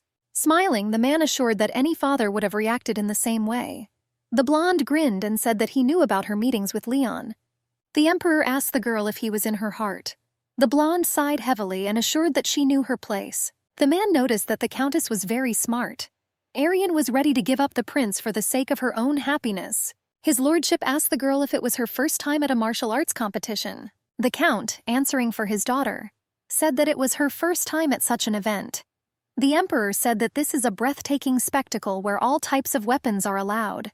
The man explained that the main reason for the popularity was that in this game, death is an honor, not a crime or shame, and those who can reject the fear of death will receive what they want for victory. The Emperor explained that if the winner wants a title, he will receive it. If he wants money, he will not need anything for the rest of his life. The Emperor personally opened the 34th martial arts competition. Standing up with the throne, the man announced that the winner would be awarded an honor equal to his courage and will. The blonde wished blessings to all participants. The presenter said that 50 participants went through many tests to get into the arena. Brown assured that the competition will be held according to a tournament system with knockouts, and the use of personal weapons is also allowed. The man suggested that all the residents knew the first fighter, Duke Damien Kindisa. The brunette said that he was uncomfortable being the first. The Emperor was taken aback when he saw the first participant. The man asked Arian whether she knew that the Archduke would take part. Lowering her eyes, the blonde answered in the negative. The blonde understood that for commoners, this competition was the only opportunity to improve their lives. The Emperor was amazed by Damien's greed. The presenter announced that the battle was beginning. The brunette immediately noticed that his opponent had too many holes in his defense, and his stance was no good. The Archduke easily knocked the sword out of a commoner, hitting him on the cheek with the blade. In a trembling voice, the thug said that he was surrendering. The presenter asked how this was possible, since the competition had just begun, and one of the contenders had already given up. The man noticed the level of His Highness's skill. Damien found the event boring. Looking at Ariane, the brunette realized that there was incredible lightness in his body thanks to her abilities. Damien began to wonder what he could ask the Emperor as a reward for his victory. The presenter said that it was time to move on to the next battle. The man announced that this candidate did not want to reveal his real name and would speak in a black cloak. Nausea rose in Arian's throat and panic was visible in her eyes. The Emperor asked the girl if she knew this participant. The blonde assured that she had mistaken herself. The healer could not understand what the guy was doing in this place. The Countess realized that this was exactly what Damien had been telling her. The girl tried to convince herself that there was no point in worrying. The blonde was sure that her lover would not have entered the arena without calculating everything down to the smallest detail. The girl believed that he would keep his promise and return. Arian had a feeling, but now everything was different. The man noticed that the arena was seething that day. He explained that there was a talented fighter standing there and no one could stand against him for more than 5 minutes. The brown-haired man enthusiastically told passers-by that Damien had participated in this tournament. The guy was undeniably confident in his victory. Turning around, the customer clarified that she was not talking about the Archduke, but about another participant. The girl said that he cut his way to the final with an old blade. The Emperor admitted that in all these years he did not remember such talented fighters with such a well-worn sword. His Highness noticed that the guy moved completely differently from the others. The ruler said that he did not know that there was such a master in the Empire, and he assured that he was very sorry that he would have to fight Damien. The clear son of the Empire claimed that he did not want such talent to perish. The presenter grinned and said that the long-awaited finale had arrived. The brown-haired man encouraged the crowd. He assured that the very moment for which they had all gathered in this arena had arrived. The man introduced Archduke Damien and the unnamed participant. The brown-haired man said that their battle was already beginning. The first blade of the Empire had a smug grin on its face. The Duke had no doubt about his victory. The warm summer sun has reached its zenith. Taking the sword out of its sheath, Damien reminded the guy that he himself asked not to give in. Smiling, the brunette promised to fulfill his request. Cassidon said through gritted teeth that this was a great honor for him. A few moments later, the brunette rushed into battle. The blonde watched with excitement, waiting for the outcome of the fight. The Archduke asked the slave why he was sitting in defense. Damien said that he greatly disappointed him, and reminded him that he was very interested in his little sister. The brunette reminded him that he left the family, and she was no longer his sister. Cassidon warned that if he mentioned her name again, he would finish him off in the same arena. Taking a close look at the slave, Damien said that he had a high opinion of his strength since he said such a thing to the face of an invulnerable man. The brunette assumed that he did it for Arian's sake. Fury shone in the amethyst eyes, and the slave rushed towards the enemy. The guy couldn't understand where Cassidon got such speed. The gladiator noticed that Damien had gone on the defensive. The guy asked if he wanted to disappoint him. A few moments later, the slave walked around him from behind, injuring his opponent's cheek. Scarlet drops slowly flowed from the sharp blade. Damien was aware that the guy could have hit him in the neck, but he didn't do it on purpose. The brunette was furious that he dared suggest something like that, knowing from the very beginning that he would win. The Archduke could not understand how his enemy dared to look at him like that. With calmness, The slave said that he understood what he felt when he decided to take part in the competition. Cassidon advised the guy to moderate his pride. The presenter and the audience were amazed that Damien was defeated. The brunette's heart began to ache. The Archduke was eager to receive treatment from Arian again. The guy enjoyed her look. Approaching closer to the stricken opponent, Cassidon warned that if he dared to harm the girl, he would beg for mercy. The sword master forbade Damien from devouring his beloved with his eyes. The guy assured that it would be better for the Archduke. The host announced that Damien was no longer able to continue the fight, and announced that the winner was the participant without a name.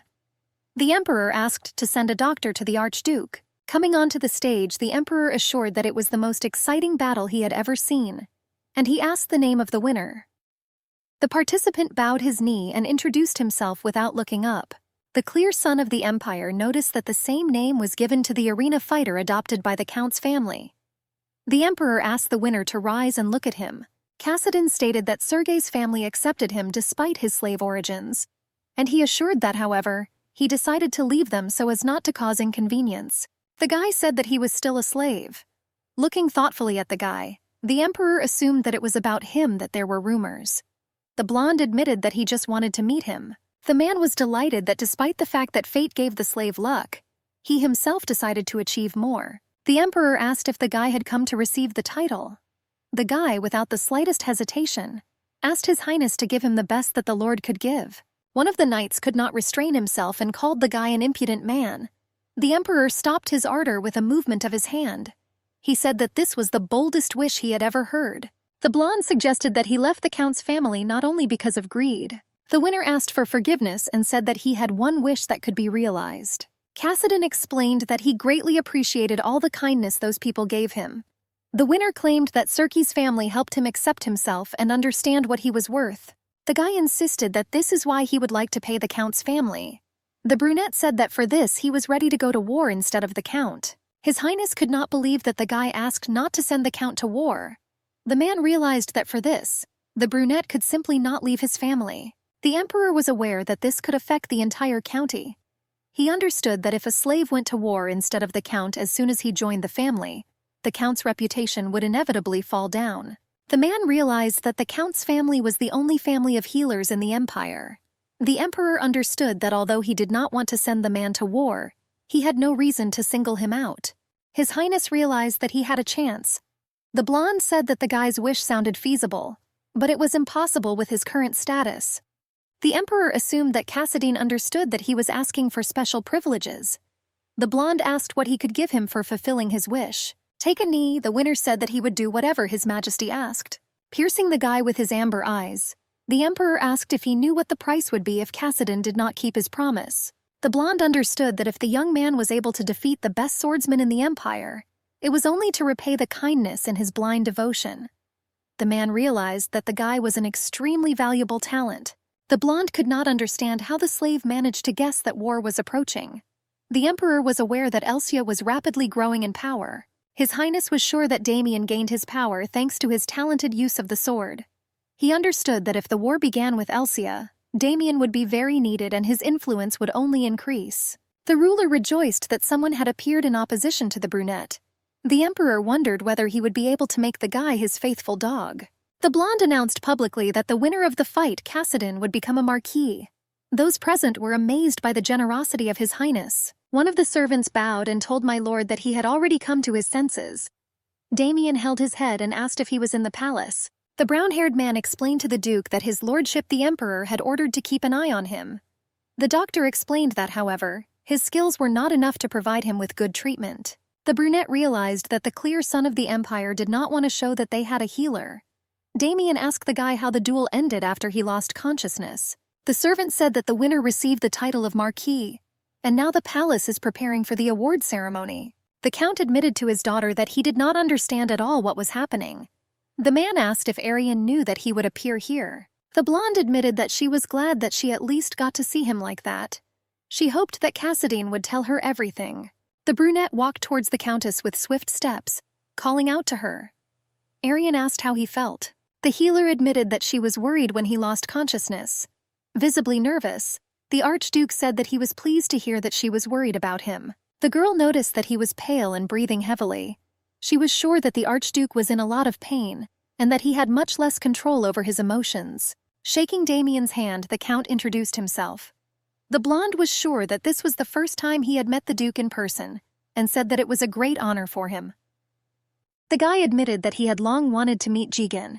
The brunette explained that since he was Ariani's father, he felt as if he was his father too. The Countess was very infuriated that Damien appropriated her father for himself. The blonde was sure that the Archduke was a wonderful person. The man asked when he managed to become friends with his daughter. The guy said that it was too early to talk about this. The brunette assured that it was better to keep it a secret. Damien suggested that they discuss this the next time the three of them got together for a cup of tea. The guy said that he just wanted to talk to the Countess. Jigen asked his daughter to go and talk with the Archduke. The man promised to wait for her, because there was very little time left before the award ceremony. Looking around, the blonde realized that she couldn't see the castle's guards at all. Damien said that he asked them to leave, because he would still not be left unattended in the imperial castle. The blonde wanted to warn him, but he interrupted. The guy asked her not to worry and assured her that he was not going to ask for healing. The Archduke assured that he allegedly understood that she could have problems if she did this in the castle. The brunette said that he had been thinking about her for a very long time and wanted to see her. The healer assured that it was a great honor for her that such an eminent young man, barely waking up, went to look for her. The guy claimed that he had already heard that Cassidon allegedly received the title. The brunette was amazed at how easily it was possible to move from a slave to a marquis with the word of the emperor. Arian was not at all surprised when she realized that he had turned pale. With a calm expression on his face, the Archduke asked the girl to convey his congratulations to Cassidon. Gently adjusting the silk ribbons from her hat, Damien said that it would not be so easy. After all, they were no longer with their family and were unlikely to be as close as before. The guy roughly grabbed the Countess by the waist and pressed her to him. The blonde asked what he was doing. The Archduke gave an analogy that butterflies were always drawn to the most fragrant flowers. But not only butterflies flew, but also dirty flies. With a sneer, the man asked who was glaring at them with a murderous gaze. Cassidon approached his beloved and snatched her from the brunette's hands. Smiling, the handsome man asked the frightened Countess if she was all right or not. The brunette grinned maliciously and noticed that the guy had no manners, which was quite expected for a slave. Damien reminded the girl that he was no longer her family and did not deserve her trust or patience. The Archduke assumed that it was because of this that the blonde expelled him. The Marquise assumed that the man was very worried about the family affairs of strangers, and then took a dislike to him. The pale brunette explained that he was no match for him after one victory in the competition. Damien ordered the guy to immediately return his assistant Kindle. Hanging over the guy, Cassidon assured that he was not far from the ducal estate. The blonde suggested that he would find his butler himself. The guy asked the Marquis if Arian knew what he had done. Damien realized that the gladiator slave, who had rejected all the kindness shown to him, decided, out of greed for the title, to take part in the competition in order to lure him into it.